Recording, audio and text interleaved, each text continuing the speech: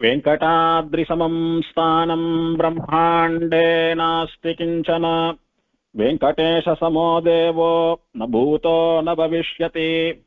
फाल्गुने मासि पूर्णायाम् उत्तरर्क्षेन्दुवासरे गोविन्दराजो भगवान् प्रादुरासीत् महामुने।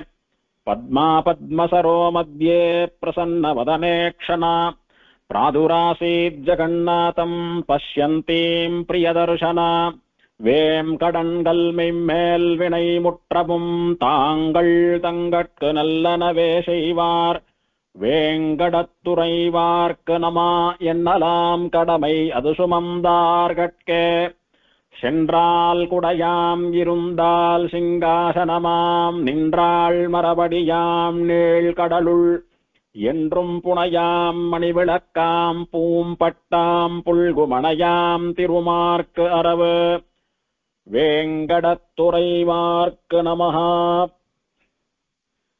திருவனந்தாழ்வானாலே கபில மகர்ஷிக்கு உபதேசம் பண்ணப்பட்டதான அதிமகோன்னதமான இந்த ஸ்ரீமத் வெங்கடேஷ அஷ்டோத்தர சதநாமாவளியிலே இன்றைய தினம் 61வது நாமாவினுடைய அனுபவம். விபவே ஸ்ரீ வெங்கடேஷாய நமஹா. இந்த நாமாவளியாலே திருவேங்கடபுடையானுக்கு சொல்லப்பட்ட திருநாமம் விபுஹு என்பது.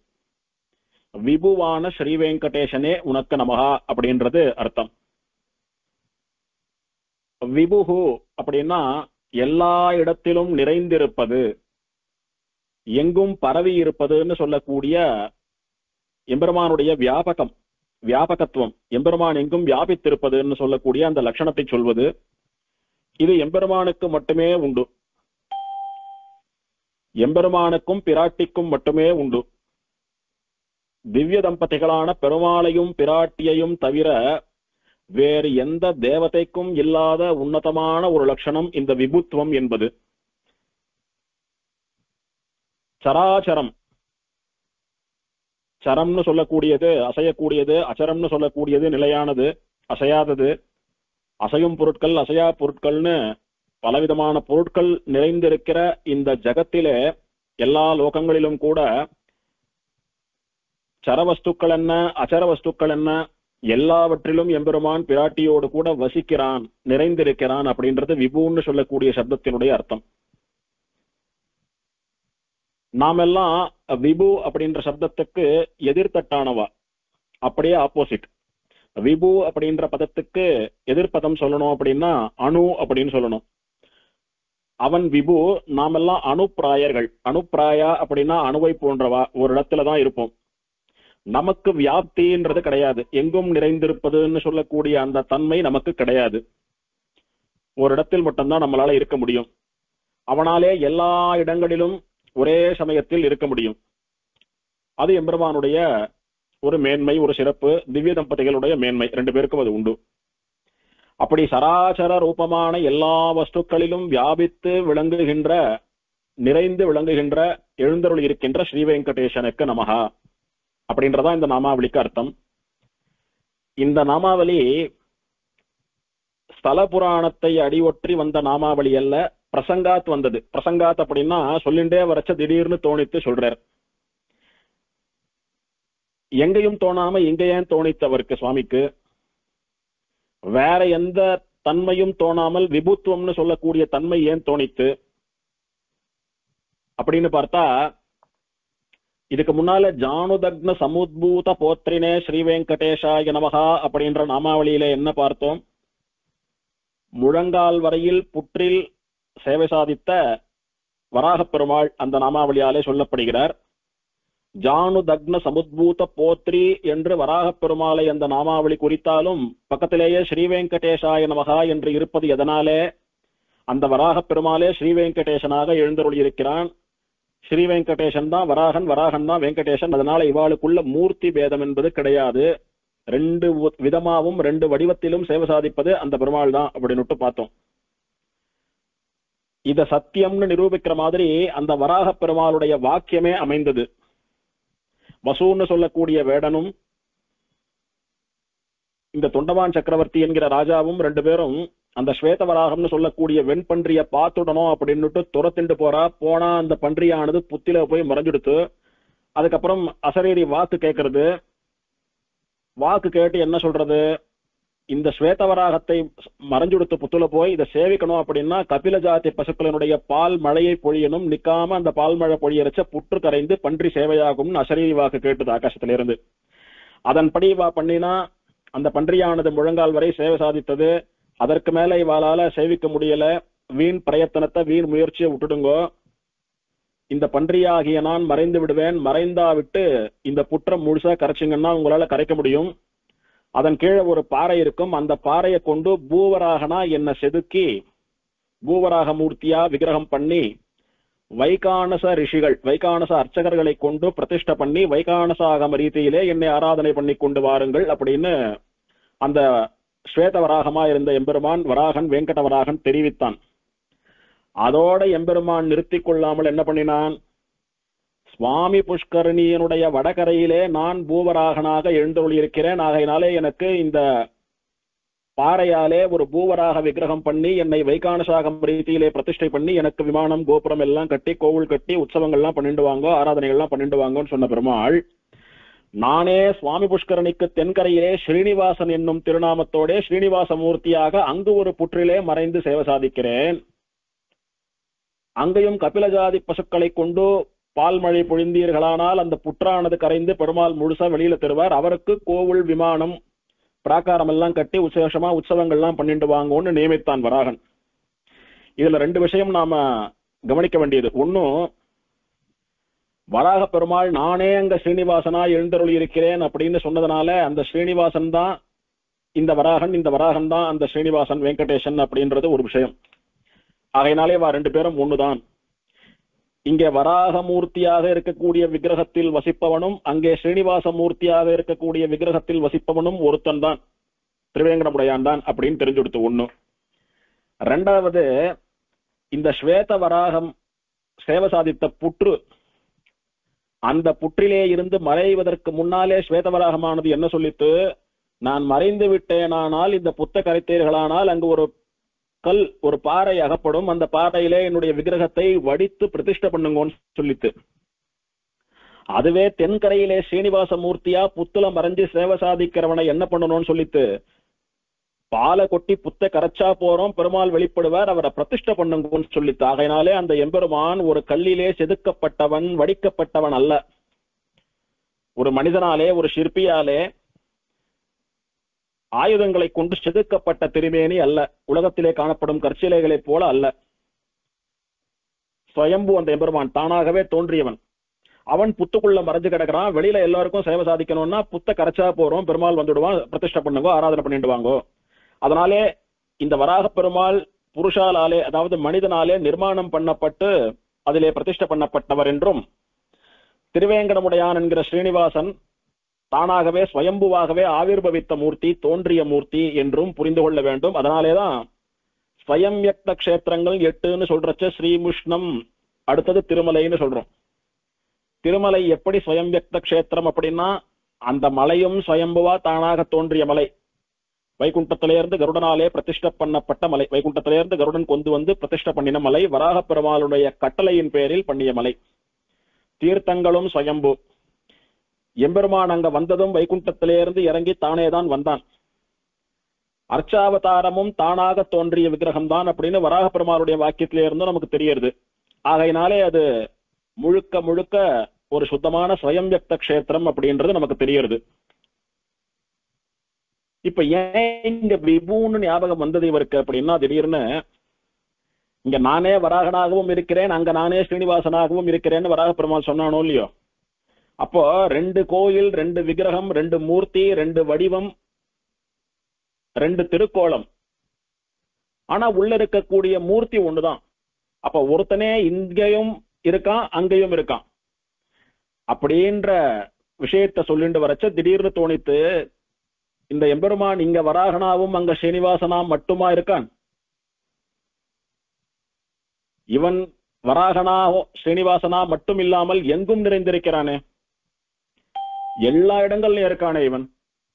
அதனாலே இவன் எங்கும் நிறைந்திருக்கிறான் என்று சொல்லக்கூடிய விபு என்பதை இவர் நினைவு கூர்ந்தார். இவருக்கு திடீர்னு ஞாபகம் வந்துடுத்து.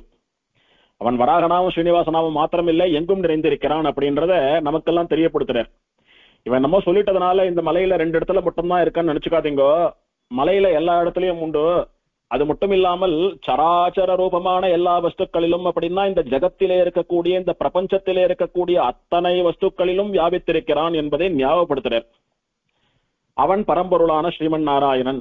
கறந்து எங்கும் பரந்துளன் இவையுண்ட கரணேன்னு ஆழ்வார் தெரிவித்தபடிக்கு எங்கும் நிறைந்து நித்தியவாசம் பண்ணி கொண்டிருப்பவன் இந்த ஸ்ரீ வெங்கடேசன் அப்படின்றதா தெரிவிக்கிறார்.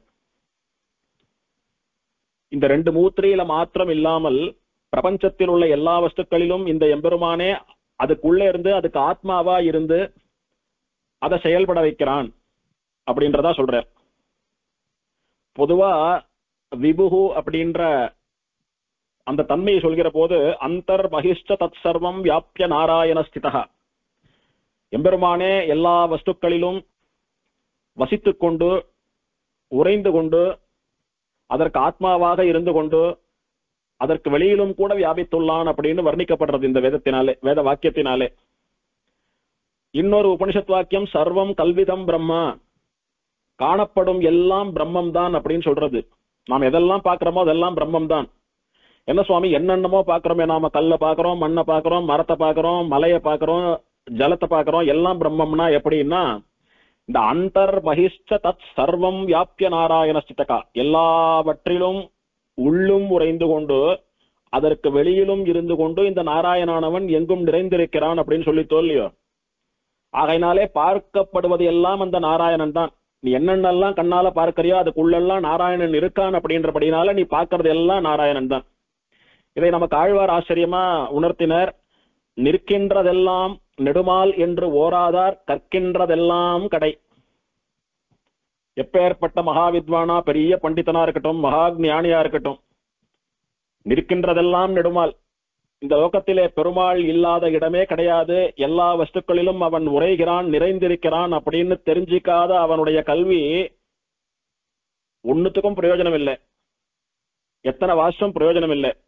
ஏன்னா எல்லா வித்யைகளினுடைய சாரமான வேதங்களே கூட என்ன சொல்றது, இந்த எம்பெருமானானவன் எல்லாவற்றுக்குள்ளும் இருந்து கொண்டு அதை இயக்கி கொண்டு அதற்கு ஆத்மாவாக இருந்து கொண்டு அதை நிர்வாகம் பண்றான் அப்படின்னு சொல்லிட்டு அதை இவனால புரிஞ்சுக்க முடியலன்னா அவன் எத்தனை சாஸ்திரங்கள் வாசித்திருந்தாலும் எத்தனை கலைகளிலே வல்லவனாக இருந்தாலும் அதெல்லாம் வீண்தான் அப்படின்னு ஆழ்வார் பரிகாசம் பண்றார் திருமழிசைப்பிரான். இந்த மாதிரி எதவா இருந்தாலும் நறுக்கு தரித்தார் போல வெட்டு 1 துண்டு 2ன்னு சொல்லக்கூடியது திருமழிசைப்பிரானுடைய ஒரு காம்பீரியம். அதனால ஆழ்வாருக்கு உரையிலிடாதார் அப்படின்னு ஒரு பெயர் உண்டு. ராஜாக்கள், போர் வீரர்கள், சேனாதிபதிகள், படைத்தளபதிகள் இவாள்லாம் யுத்தம் பண்றவாள்லாம் எப்போதும் இடுப்புல வாழை வச்சுட்டு இருப்பா. ஏதான ஆபத்துன்னு வரச்ச எதிரியை தாக்குறதுக்காக வாழை வச்சுட்டு இருப்பா. அந்த வாள் இவாளுடைய சரீரத்தை பதம் பார்த்து விடக்கூடாது, இவா உடம்புல எங்கேயும் பட்டு கீறி ரத்தம் எல்லாம் வந்துடக்கூடாதுன்னு இவாளுடைய பாதுகாப்புக்காக அந்த வாளை ஒரு உரையில போட்டு வச்சிருப்பா. ஒரு கவர் மாதிரி இருக்கும், அந்த வால் ஷேப்லயே கவர் மாதிரி இருக்கும், வால் உரைன்னு பெயர் அதற்கு. அதை இடுப்புல மாட்டிண்டு அதுல சொருகி வச்சாலானா அந்த கத்தியால அந்த வாளால இவாளுக்கு எதுவும் பாதிப்பு இருக்காது. எதிரி யாரானும் வாளாற்றச்ச அந்த வாளை கொண்டு வாளை தாக்குவா. ஆனா திருமழிசைப்பிரான் உரையில் இடாதவர் அப்படின்னா வாழை உரையிலே போட மாட்டாராம், எப்பவும் வெளியிலே வச்சுட்டு இருப்பாராம். அவர்கிட்ட யாரானும் எதிரிகள் வாழை ஆட்டினா ஒரு செகண்ட் வாள் உரையில இருந்து வாழை எடுத்து வாழை அட்டாக் பண்ணணும்ன்ற அந்த தாமதம் கூட கிடையாது. உரையில் இல்லாம கையில சித்தமா வாழை வச்சுட்டு இருக்கிறதுனால ஒரு க்ஷணத்துல கதையை முடிச்சுடுவார். அப்படின்னா என்ன அர்த்தம், அப்பேற்பட்ட கோபக்காரரா, அவ்வளவு சண்டை போடுவாரா, யுத்தம் எல்லாம் பண்றாரா அப்படின்னா இங்க உரையிலிடாதவர்னு சொல்லப்பட்டது உரையிலிடாத வாளை போன்ற பேச்சை உடையவர், வாக்கை உடையவர் அப்படின்னுட்டு இங்க வாள் அப்படின்னு அவருடைய நாவு, திருமழிசைப்பிரானுடைய நாக்கு சொல்லப்படுறது. திருமழிசைப்பிரானுடைய நாக்கு உரையிலிடாத வாள் போல. பிற மதத்தவர்கள் நம்முடைய மதத்திற்கு எதிரானவர்கள் யாரானும் நம்ம மதத்துக்கு எதிராக ஆட்சேபம் சொல்றேன், நம்ம மதத்தை குறை சொல்றேன், நம்ம மதத்தை சிறுமைப்படுத்துறேன் அப்படின்னுட்டு வந்தாளானா அவளை உரையே இல்லாம இருக்கக்கூடிய வாளால அடுத்த க்ஷணத்துல அவ பேசி கூட முடிச்சிருக்க மாட்டா, உடனே அவளை சம்ஹாரம் பண்ணிடுவார். அப்படின்னா என்ன அர்த்தம்னா தன்னுடைய வாதங்களாலே அவளை கண்டனம் பண்ணி தான் சொல்லக்கூடிய பட்சம் நம்முடைய விசிஷ்டாத்வைத சித்தாந்தம் ஸ்ரீ வைஷ்ணவ சம்பிரதாயம் தான் சரின்னு நிரூபிச்சுடுவார். அதனாலே அவருக்கு உரையிலிடாதவர்னு திருநாமம் அவருக்கு, திருமணிசை பிரானுக்கு. அவர் சாதிக்கிறார், நீ எத்தனை படிச்சிருந்தாலும் பாக்குறதெல்லாம் எம்பெருமானுடைய ஸ்வரூபம் தான், அவன் அதுல இருக்கிறான் அப்படின்னு தெரிஞ்சுக்கல அப்படின்னா நீ படிக்கிறதெல்லாம் வீண் தான் அப்படின்னு தெளிவா சாதிக்கிறார் ஆழ்வார். அப்படி எம்பெருமான் எல்லா பதார்த்தங்களிலும் அந்தராத்மாவா இருந்துட்டு அதனுடைய ஸ்வரூபம், ஸ்திதி, பிரவருத்தி, அதனுடைய ஆக்கம், அதனுடைய செயல்பாடுகள், அதனுடைய முடக்கம், இது எல்லாத்தையும் இருந்துட்டு நிர்வாகம் பண்றவன் அந்த எம்பெருமான் தான். அதுக்குள்ள இருக்கக்கூடிய அந்தந்த எம்பெருமான் அதை நிர்வாகம் பண்ணிட்டு இருக்கான்னு அர்த்தம். அப்படி எல்லா வஸ்துக்களிலும் விபுவாக இருந்து கொண்டு நிர்வகித்துக் கொண்டிருக்கிற பெருமாளே இந்த வெங்கடேச மூர்த்தியிலும் இருக்கிறான், இந்த வராக மூர்த்தியிலும் இருக்கிறான் அப்படின்றத தெரியப்படுத்துறதுக்காக இந்த நாமாவளியை சுவாமி சாதித்தார். வராகனாகவும் வெங்கடேசனாகவும் மட்டுமில்ல, விபுவா எல்லா இடத்திலையும் நிறைந்திருப்பதும் கூட இந்த வெங்கடேசன் தான். எல்லா இடத்துலயும் இருக்கக்கூடிய பெருமாள் இந்த மலையிலயும் இருக்கார், அவ்வளவுதானே சுவாமி. அதுல என்ன பெரிய விசேஷம் அப்படின்னா, மற்ற இடங்களை இருக்கிறத காட்டிலும் இன்னும் விசேஷமான சாநித்தியத்தோட, இன்னும் அதிக ஆசையோட, அந்த மலையில அதிகமான காதலோட பெருமாள் பிராட்டியோடு வசிப்பதினாலே இந்த விபுத்துவம் அப்படின்றது எல்லா இடத்துலயும் பெருமாளுக்கு உண்டு அப்படின்னாலும் விசேஷமா இந்த மலையிலே சொல்லப்பட்டது. விஷ்ணவே ஸ்ரீ வெங்கடேசாய நமகான்ற நாமாவளி வரப்போது என்ன பார்த்தோம்? பெருமாள் இங்கே திருவேங்கடமுடையானாகவும் வராக பெருமாளாகவும் விக்கிரக வடிவில் மட்டும் சேவை சாதிக்கவில்லை. இந்த மலையே பெருமாள் தான். மலையை சேவித்தோமானா பெருமாள் சயனிச்சுருக்கிறாப்புலயே தெரியும் நமக்கு. அதை இப்ப டிவியில போட்டோல எல்லாம் கூட காட்டுறா, பெருமாள் சயனிச்சுருக்கிற மாதிரி. இது பெருமாளுடைய நெற்றி, இது கண்கள், இது மூக்கு, இது வாயின்ற மாதிரி பெருமாள் அப்படி படுத்துட்டு இருக்கார் மலரூபமான்ற மாதிரி காட்டுறா. இந்த மலையும் பெருமாள் தான். எல்லா தீர்த்தங்களினுடைய ரூபமாகவும் பெருமாள் இருக்கிறான்னு தீர்த்தங்களை அனுபவித்த போது விஸ்தாரமா பார்த்தோம். சில தீர்த்தங்கள்ல வராக ரூபியா இருக்கான், சில தீர்த்தங்கள்ல ஸ்ரீனிவாசனாவே இருக்கான்லாம் பார்த்தோம். அதுவும் இல்லாமல் இந்த மலையில இருக்கக்கூடிய ஒரு மரம், செடி, கொடி இல்லாமல் பெருமாள் தான். இந்த மலையில இருக்கக்கூடியதான குகைகள்லாம் பெருமாள் தான். இந்த மலையிலே தேவர்களாகவும் தாவரங்களாகவும் மனுஷியர்களாகவும் பெருமாள் நடமாடி கொண்டிருக்கிறான் அப்படின்னும் புராணம் கொண்டாடித்து அப்படின்னுட்டு விஷ்ணவே ஸ்ரீ வெங்கடேசாய நமகா அப்படின்ற நாமாவளியிலே அந்த புராண ஸ்லோகங்களோடு கூட விஸ்தாரமாக அனுபவித்தோம். அதையே இங்கும் புரிந்து கொள்ள வேண்டியது. விபுன்னு எல்லா இடத்திலையும் நிறைந்திருக்கக்கூடிய எம்பெருமான் விசேஷமாக வராகனாகவும் திருவேங்கடமுடையானாகவும் இரண்டிடத்திலும் ஒரே சமயத்திலே எழுந்தருளி இருக்கக்கூடிய எம்பெருமான் இந்த மலையிலே உள்ள அத்தனை வஸ்துக்களிலும் எழுந்தருளி இருக்கிறான் அப்படின்றது இந்த நாமாவளியாலே சொல்லப்பட்ட விஷயம். அப்பேற்பட்ட எங்கும் நிறைந்திருக்கிற விபுவான ஸ்ரீ வெங்கடேசனுக்கு நமஹா.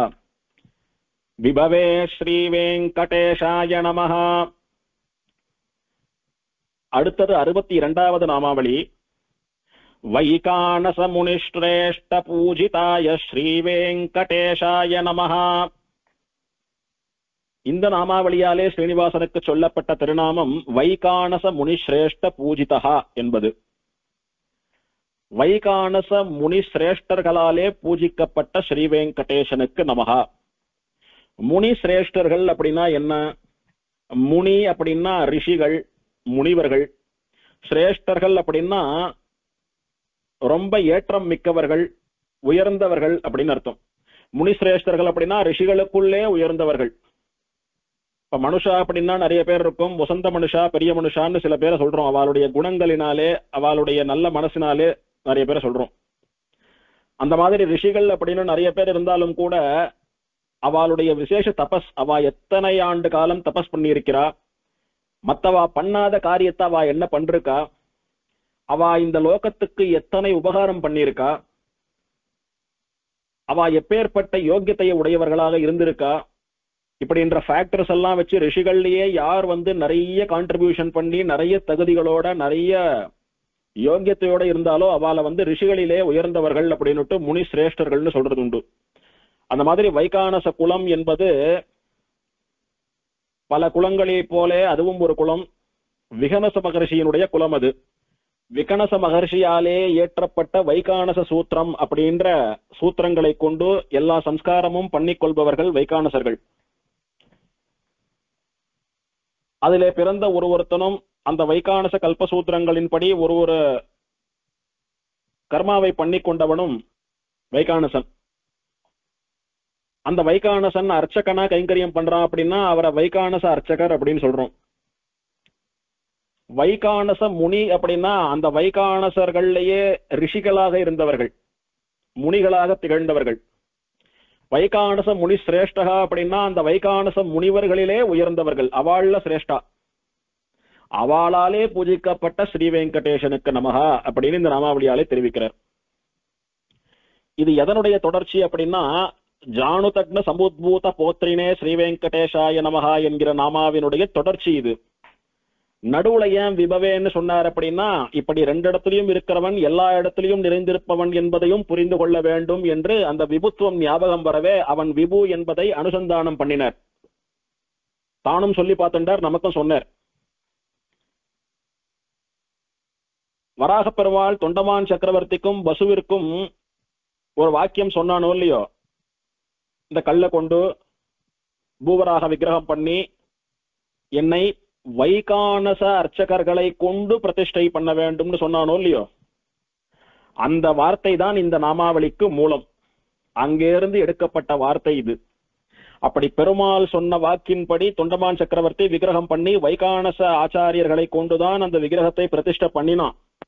அன்னையில இருந்து இன்னைக்கு வரைக்கும் திருவேங்கடமுடையானையும் வராக பெருமாளையும் வைகானச குலத்திலே தோன்றிய உயர்ந்த வைகானச அர்ச்சகர்கள் தான் தொட்டு திருவாராதனம் பண்ணிட்டு வரா. 4 குலம் அவா, 4 குடும்பத்தாரவா. அந்த வைகானச குலம் திருமலையிலே கைங்கரியம் பண்றவா மொத்தம் 4 குடும்பம்.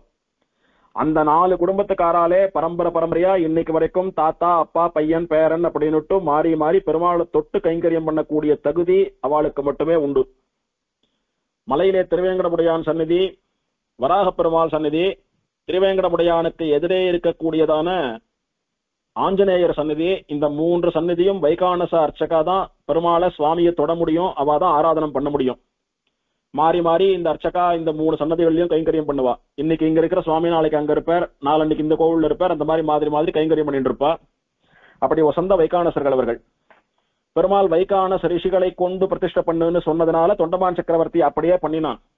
அந்த வைகானச ரிஷிகளாலே ஆராதிக்கப்படுகிற ஸ்ரீ வெங்கடேசனுக்கு நமஹா என்பது இங்கே சொல்லப்பட்டது. இப்ப வைகானச ரிஷியை பத்தி பார்க்கணும். வைகானச ரிஷின்னு சொல்லக்கூடியவர் யாரு அப்படின்னா விகனசர் அப்படின்னு சொல்லக்கூடிய ஒரு மகரிஷி. விகனச மகரிஷி, விகனச முனிவர் அப்படின்னு எல்லாம் சொல்றது இவர. இவர் வைகானசர்களுக்கு குலகுரு, கூட்டஸ்தர். இவர் பெயர்ல தான் அவளுடைய குலமே. விகனசராலே ஏற்படுத்தப்பட்ட குலம், விகனசருடைய கல்பசூத்திரங்களை கொண்டு சம்ஸ்காரங்களை எல்லாம் பண்ணி கொண்டு வாழுகிற குலம் என்கிற அர்த்தத்திலே வைகானச குலம் அப்படின்னு வழங்கப்படுறது. இப்ப நாமெல்லாம் ஸ்ரீ வைஷ்ணவா நம்ம நல்லது கெட்டதுகள்லாம் பண்றோமே, சம்ஸ்காரங்கள்லாம் நடக்கிறது, உபநயனம் பண்றோம், கல்யாணம் பண்றோம், நிறைய பண்றோமோ இல்லையோ, அதெல்லாம் அவாவாளுடைய சூத்திரத்தின் படி பண்றதுன்னு சொல்றோமோ இல்லையோ. அதுல ஆபஸ்தம்ப சூத்திரம் அப்படின்றது பிரதானமானது. பெரும்பாலானவாளுக்கு ஆபஸ்தம்ப சூத்திரத்தின் படிதான் நாம் எல்லா வைதிக காரியங்களையும் பண்ணிக்கொள்கிறோம், எல்லா சம்ஸ்காரங்களையும் பண்ணிக்கிறோம். அந்த மாதிரி ஆஸ்வலாயன சூத்திரம், யாக்ஞவல்கிய ஸ்மிருதி, அந்த மாதிரி நிறைய சூத்திரங்கள் உண்டு. அந்தந்த குலத்திலே வந்தவா அவாவாளுடைய சூத்திரங்களின் படி பண்ணிக்கொள்வது அப்படின்றது காலங்காலமா இருந்துட்டு வருது. அந்த மாதிரி இந்த விகனச மகர்ஷியாலே அருளி செய்யப்பட்ட வைகானச சூத்திரத்தின் படி சம்ஸ்காரங்களை பண்ணிட்டு யார் வைகானசர்களா வாழறாலோ அவ மட்டும்தான் வைகானச ஆகமப்படி பிரதிஷ்டை பண்ணி ஆராதனை நடந்துட்டு வர கோயில்ல பெருமாளை தொட்டு கைங்கரியம் பண்ண முடியும். திடீர்னு அங்க பாஞ்சராத்திர ஆகமத்தை சேர்ந்தவர்கள் போய் பெருமாளை தொடுறது, பெருமாளுக்கு ஆராதனை கைங்கரியம் பண்றதெல்லாம் முடியாது. கைங்கரியம் அப்படின்னா மடப்பள்ளியில தலிகை பண்ணலாம், மடப்பள்ளியில பண்ண தலிகையை கொண்டு போய் சன்னதியில வைக்கிறது, அவ அம்சம் பண்றதுக்காக கொண்டு வைக்கிறது, அதெல்லாம் பண்ணலாம். கணத்துல இருந்து தீர்த்தத்தை மூண்டு கொட்டலாம், ஜலம் சேர்ந்து கொட்டலாம், புஷ்பம் தொடுக்கலாம், எதை வேணாலும் பண்ணலாம். அவளுக்கு பரிச்சார காலா இருக்கலாம். அதாவது அவ ஆராதனமோ திருமஞ்சனமோ ஏதோ பண்றச்ச அவளுக்கு தேவையான வஸ்துக்கள் எல்லாம் எடுத்து கொடுக்கறது, கற்பூர ஆரத்தி பண்ற சமயத்துல தட்டுல கற்பூரத்தை ஏத்தி கொடுக்கறது, அவ ஆரத்தி பண்றச்ச கண்டை சேவிக்கிறது, மணி அடிக்கிறது, அவளுக்கு தேவையான போது துளசி என்ன, புஷ்பம் என்ன, தூபம்னு சொல்லக்கூடிய சாம்பிராணி என்ன இதெல்லாம் எடுத்து கொடுக்கறது, அந்த மாதிரி பரிச்சாரகம் அவளுக்கு துணையா இருந்து அவளுக்கு அசிஸ்டன்ஸ் பண்ணலாம். ஆனா பிரதானமான காரியங்கள் பெருமாளுக்கு ஆராதனம், தலிகம்சம் பண்றது, பெருமாளை தொடறது, பெருமாளுக்கு சாத்துப்படின்னு சொல்லக்கூடிய அலங்காரத்தை பண்றது, பெருமாளுக்கு வஸ்திரம் சமர்ப்பிக்கிறது, பெருமாளுக்கு அர்ச்சனை பண்றதுன்னு பெருமாள் திருமேனியோட சம்பந்தப்பட்ட எல்லா காரியங்களையும் வைகானசாகம கோவில்ல வைகானசா தான் பண்ணணும். அதே மாதிரி அவ பாஞ்சராத்திராகம ரீதியா பிரதிஷ்டை பண்ணி ஆராதனை நடந்துட்டு இருக்கிற கோயில்ல அவ பெருமாளை தொட முடியாது, இதெல்லாம் பண்ண முடியாது. அவாவா ஆகமத்தின்படி அவாவா பண்ணுவா. அது இன்னைக்கு நடந்துட்டு வர்றது. அப்படி வைகானசர்களுக்கெல்லாம் குல முதல்வராக கூட்டஸ்தராக எழுந்தொழி இருந்தவர் அந்த விகரச மகரிஷின்னு சொல்லக்கூடியவர். அவர் யார் அப்படின்னா சதுர்முகன்னு சொல்லக்கூடிய பிரம்மாவினுடைய மானச புத்திரர். பிரம்மாவினுடைய மானச புத்திரராக பிறந்து மகரிஷியாக வாழ்ந்தவர் விகனசர்னு சொல்லக்கூடிய மகரிஷி. அவர் நிறைய புஸ்தகங்கள் எழுதினார். அதுல ஒரு கிரந்தம் வைகானச கல்பசூத்திரம் என்பது.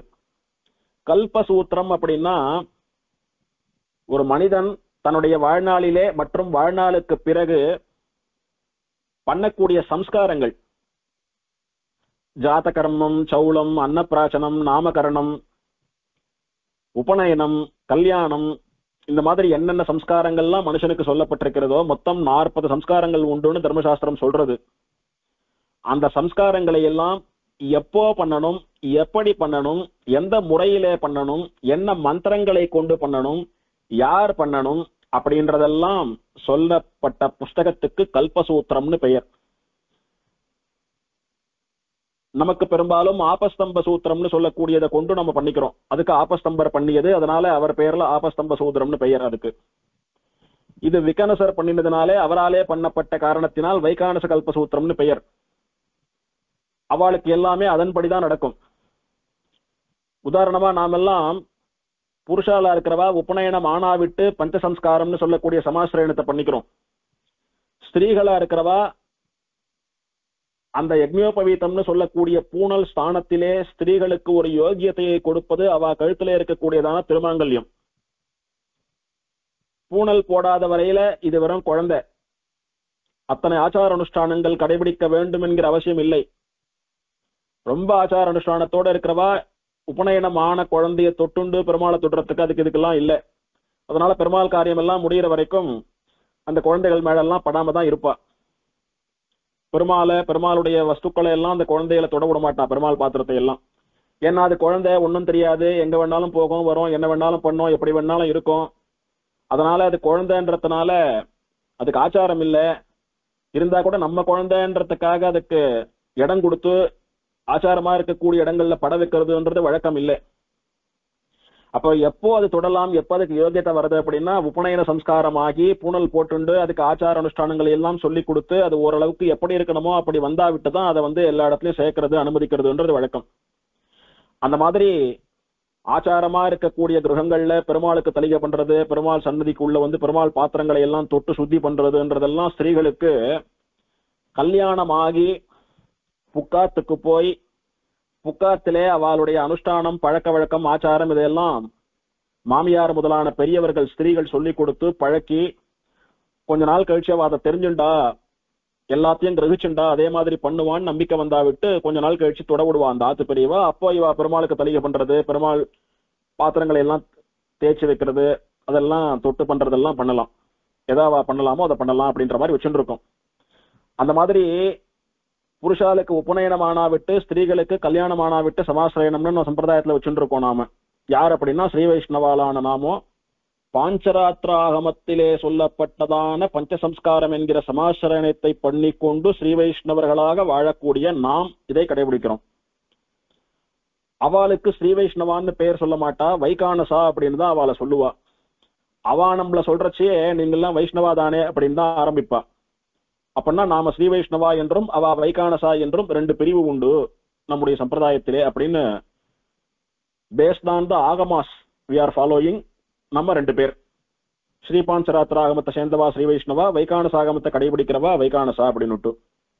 அவளுக்கு நம்மளை போல இந்த உபநயனத்துக்கு அப்புறமோ இல்ல கல்யாணத்துக்கு அப்புறமோ சமாசிரயணம் பண்றதுன்றதெல்லாம் அவளுக்கு கிடையாது.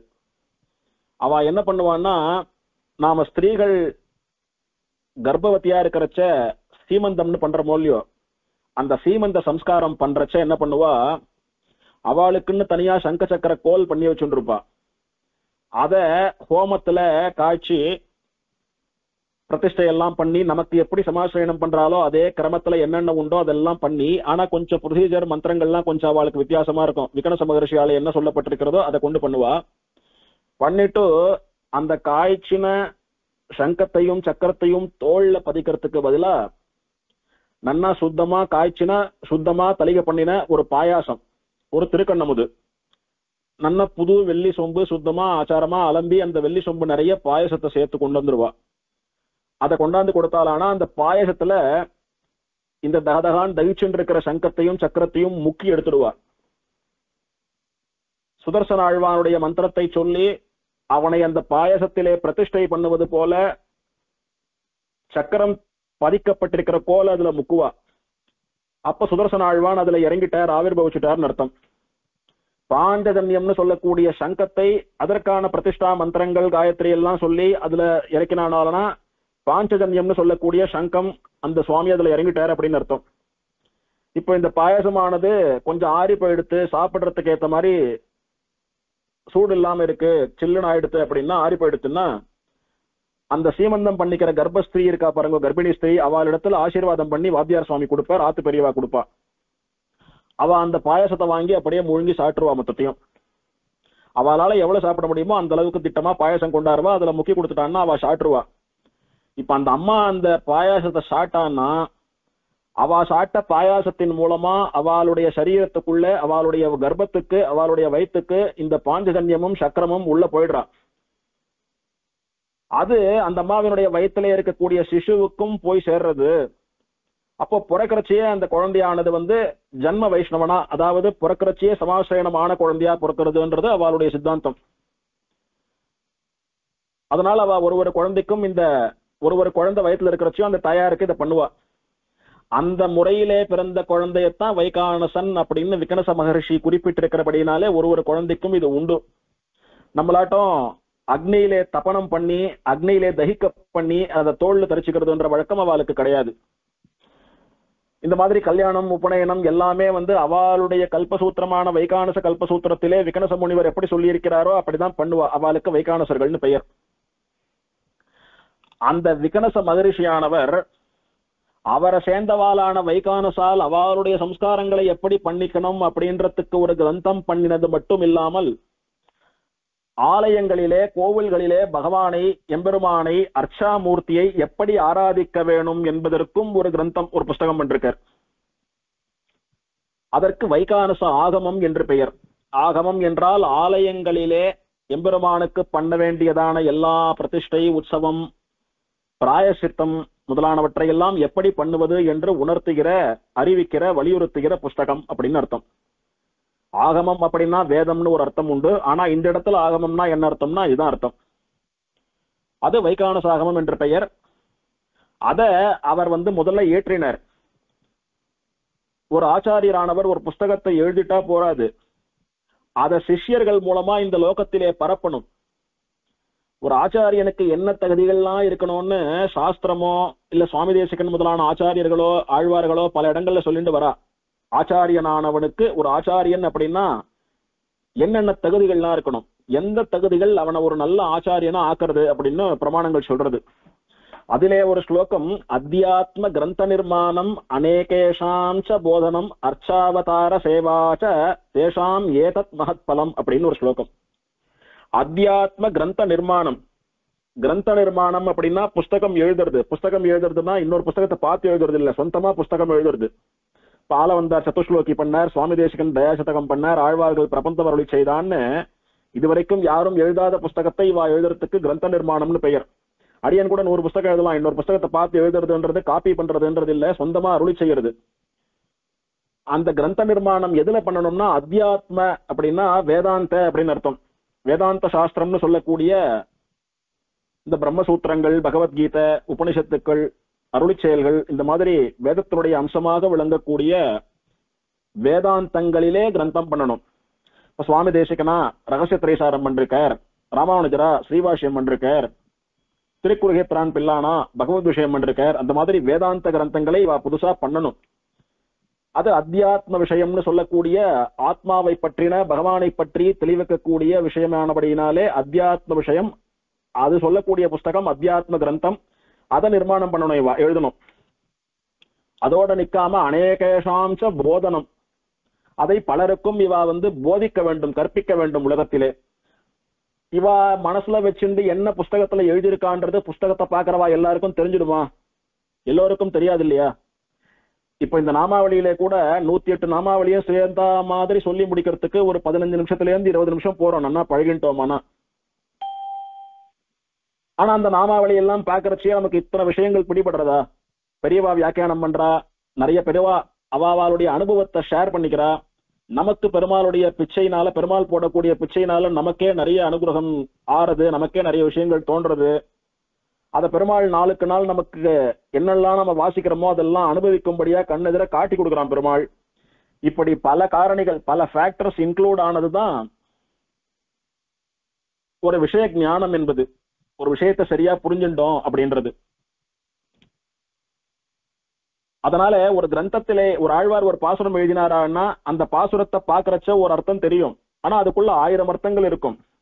அதற்கு வியாக்கியான சக்கரவர்த்தின்னு சொல்லக்கூடிய வியாக்கியானம் பண்றதிலே வல்லுநர்களான ஆச்சாரியர்கள் என்ன அர்த்தம் எழுதியிருக்கா, எந்தெந்த ஆச்சாரியன் அதுக்கு எப்படிலாம் அர்த்தம் சொல்றார், எந்த சுவாமி அதை எப்படி அனுபவிப்பார்னு இப்படி பல விஷயங்களை நாம மனசுல கிரகிச்சுட்டோமானாதான் அதனுடைய பல அம்சங்களை, அதிலே சொல்லப்பட்ட சாரமான விஷயங்களை எல்லாம் நம்மளால அனுபவிக்க முடியும் உள்ளது உள்ளபடி.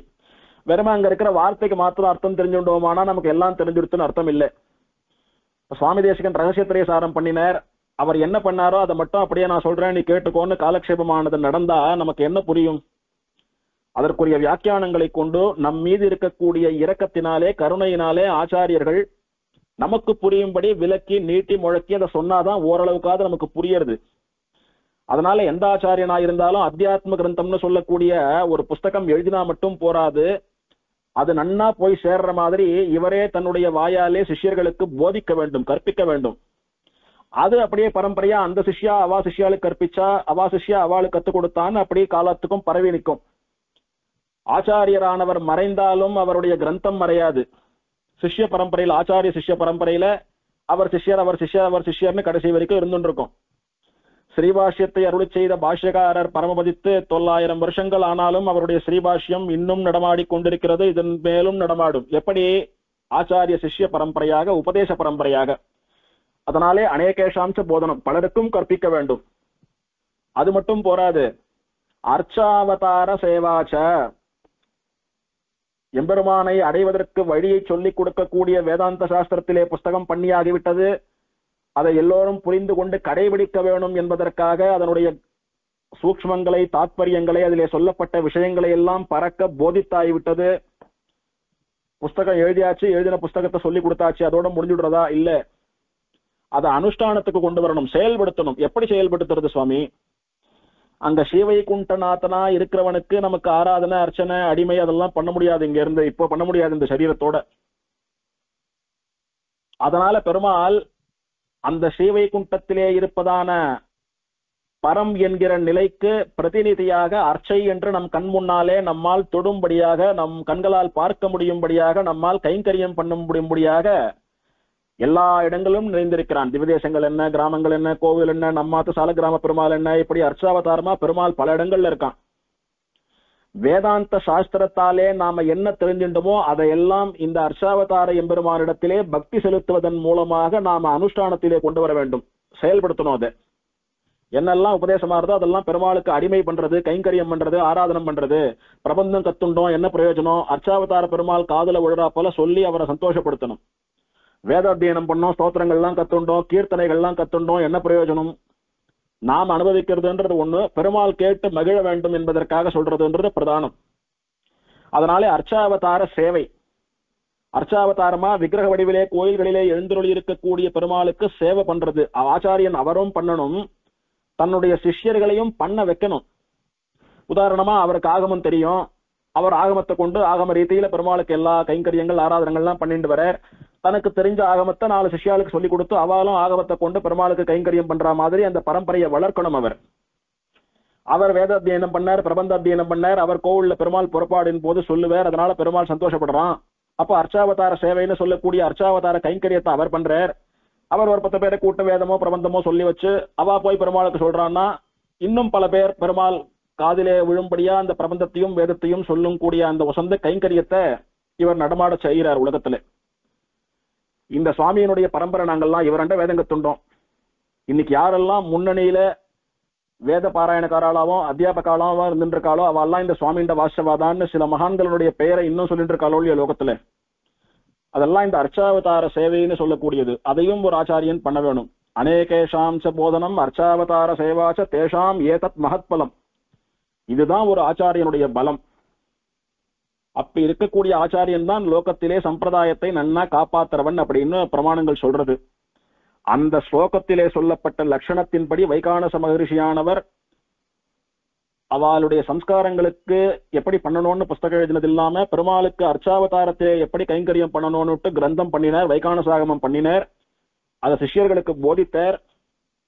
அதை எப்படி நடைமுறைப்படுத்துவது? வைகானசாகம ரீதியிலே பெருமாளை பிரதிஷ்டை பண்ணி கோவில் கட்டி அந்த வைகானசாகமத்திலே சொல்லப்பட்ட விதத்திலே பெருமாளுக்கு அர்ச்சனை ஆராதனை பிரதிஷ்டை இதெல்லாம் பண்ணி உற்சவங்கள்லாம் பண்ணி பெருமாளை மகிழ வைக்க வேணும். அது அவ அந்த அனுஷ்டானத்தை நடைமுறைப்படுத்துவது. அதையும் பண்ணினார். இப்போ அவர் எழுதின கிரந்தம் அவரே எழுதிவிட்டார், காரியம் ஆயிடுத்து.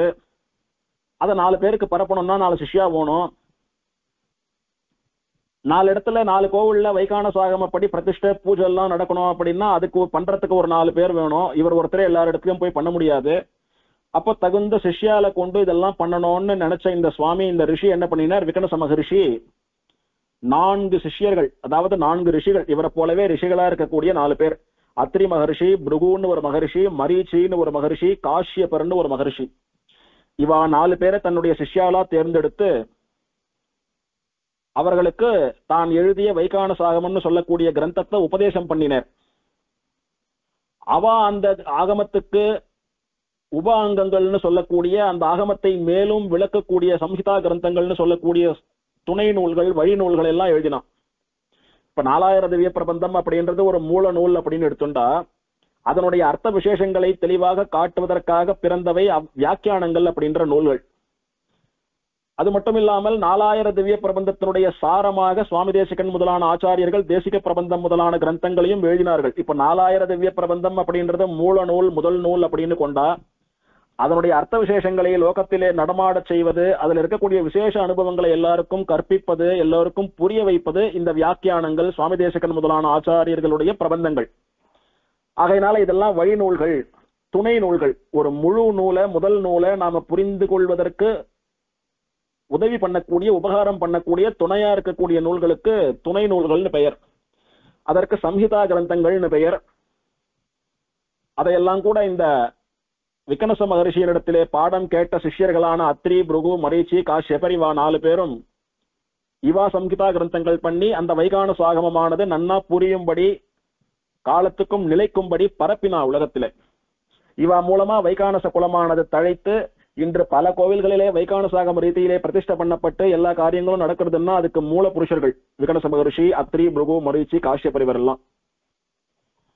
அதிலே மரீச்சி விமானார்ச்சனா கல்பம்னு சொல்லப்பட்ட மரீச்சி மகரிஷியாலே பண்ணப்பட்ட வைகானச ஆகம சம்ஹிதா கிரந்தம் என்கிற புஸ்தகத்திலே தான் சொல்லப்பட்டிருக்கிறது. ஆனந்த நிலைய விமானம் என்பது ஸ்வயம்பு விமானம். யாரும் அந்த விமானத்தை பண்ணல, விமானமும் ஸ்வயம்போ வைகுண்டத்திலிருந்து வந்தது. அந்த விமானமாகவும் பெருமாளே இருக்கிறார் அப்படின்னு எல்லாம் சொல்லப்பட்டதுன்னு அனுபவித்தோமே. வைகுண்டாதாகத சத்தேம விமானாந்தர்கதாய ஸ்ரீ வெங்கடேஷாய நமஹா அப்படின்னு ஒரு நாமாவளியில் அனுபவித்தோம். வைகுண்டத்திலிருந்து வந்த தகதகான்னு மின்னக்கூடிய பொன்மயமான விமானத்தில் உரைகிற ஸ்ரீ வெங்கடேசனுக்கு நமகான்னு அனுபவித்தோமே. அப்ப இதை பத்தி நன்னா நம்ம அனுபவிச்சிருக்கோம். மரீச்சி விமானார்ச்சனா கல்பம் என்கிற கிரந்தத்திலே இப்படி சொல்லப்பட்டிருக்கிறது. விமானம் என்பது சாட்சாத் பெருமாளை சேவிக்கிற மாதிரி. ஏன் விமானத்தை பார்த்தா கையை கூப்புறோம் அப்படின்னா, எப்படி மூலவரை சேவித்தா கையை கூப்புறமோ, உற்சவரை சேவித்தா கையை கூப்புறமோ, அந்த மாதிரி விமானம் என்பதும் பெருமாளுடைய ஒரு வடிவம், ஒரு ஃபார்ம் ஆஃப் பெருமாள். அதனால அதை சேவிக்கணும். அதுவும் இல்லாமல் விமானம் சர்வ பாபக்னம், எல்லா பாப்பங்களையும் அழிக்கக்கூடியது விமானம். அதனால விமானத்தை சேவித்தோமானா, கையை கூப்பினோமானா பாவங்கள் அழிஞ்சுடுறது. யார கை கூப்பினா, யார சேவிச்சா பாப்பம் போகும், பெருமாளை சேவிச்சா பாப்பம் போகும். அப்ப விமானத்தை சேவித்தாலே பாபம் போறதுன்னா அந்த விமானமும் பெருமாள் தான். விமானம் சர்வ பாபக்னம் சர்வ லோகேஷு விஸ்ருதம் அப்ராகிருதம் அநாத்யந்தம் வைகுண்டாத் ஆகமம் மகத்துன்னு அங்க ஆனந்தலய விமானத்தை வர்ணித்திருக்கார். இந்த விமானமானது பார்த்த மாத்திரத்திலே பார்க்கிறவனுடைய பாபத்தை போக்கக்கூடியது, உலக பிரசித்தமானது, யாராலும் கட்டப்பட்டது செதுக்கப்பட்டது அல்ல, வைகுண்டத்திலிருந்து வந்தது அப்படின்னு ஆச்சரியமா அருளி செய்தார். இப்படி இவா 4 பேர் மூலமா இந்த வைகானச ஆகமமானது லோகத்திலே நடமாடி கொண்டு வந்து இன்னைக்கும் தொடர்கிறது. இவா பண்ணக்கூடிய ஆராதனத்துக்கும் இவா பண்ணக்கூடிய பூஜை முறைக்கும் வைகானச பூஜை, வைகானச ஆராதனம் என்று பெயர். ஸ்ரீ வைஷ்ணவ சம்பிரதாயத்திலே எம்பெருமான் ஸ்ரீமன் நாராயணனுடைய கோயில்களிலே 2 ஆகமம் நம்ம சம்பிரதாயப்படி, ஒன்னு வைகானச ஆகமம், இன்னொன்னு பாஞ்சராத்திராகமம். இவ்வளவு நேரம் பார்த்தது இந்த நாமாவளியாலே சொல்லப்பட்டதானபடியினாலே வைகானச ஆகமம் என்கிற ஆகமத்தை பற்றி பார்த்தோம். இது தவிர பாஞ்சராத்திர ஆகமம் என்பது பகவான் ஸ்ரீமன் நாராயணனே தன்னுடைய 5 ஆயுதங்கள், சங்கம் சக்கரம் கதைன்னு பெருமாளுடைய 5 ஆயுதங்கள், பஞ்சாயுதங்கள் சொல்றமே, அந்த 5 ஆயுதங்கள் தலா ஒருத்தரும் ஒரு மகர்ஷிகளா அவதாரம் பண்ணினான். அவ 5 பேருக்கும் 5 ராத்திரிகளிலே பெருமாள் உபதேசம் பண்ணின ஆகமத்துக்கு பாஞ்சராத்திர ஆகமம், 5 இரவுகளிலே உபதேசம் பண்ணப்பட்ட ஆகமம் என்கிற அர்த்தத்திலே பஞ்ச ராத்திரிகளிலே உபதேசம் பண்ணப்பட்டது பாஞ்சராத்திர ஆகமம். அத பெருமாளே சொன்னான், எனக்கு எப்படி பிரதிஷ்டை பண்ணணும், எப்படி பூஜை பண்ணணும், எப்படி உற்சவங்கள் பண்ணணும், தப்பு நடந்துடுத்துனா எப்படி பிராயசித்தம் பண்ணணும், இப்படி என்ன ஆலயத்திலே நாம எப்படியெல்லாம் ஆராதனைகள் பண்ண வேண்டும் என்கிற முறையை பெருமாளே சொன்னான். பெருமாள் வாக்காலேயே தன்னை எப்படி ஆராதிக்கப்பட வேண்டும் என்று சொல்லப்பட்ட ஆகமம் என்பதாலே இது உசத்தி. அதுவும் எம்பெருமானுடைய புத்திரனான பிரம்மாவினுடைய மானச புத்திரரான விக்னசாராலே பண்ணப்பட்டது. அதையும் பெருமாள் உகந்தான். திருவேங்கடமுடையானுக்கு வைகானசாகமத்திலே ரொம்ப இஷ்டம். வராக பெருமாளும் எனக்கும் திருவேங்கடமுடையானுக்கும் வைகானசர்களை கொண்டே பிரதிஷ்டை பண்ணுன்னு சொல்லிருக்கார். அதனால அதுவும் பெருமாளுக்கு திருவுள்ளம் தான்.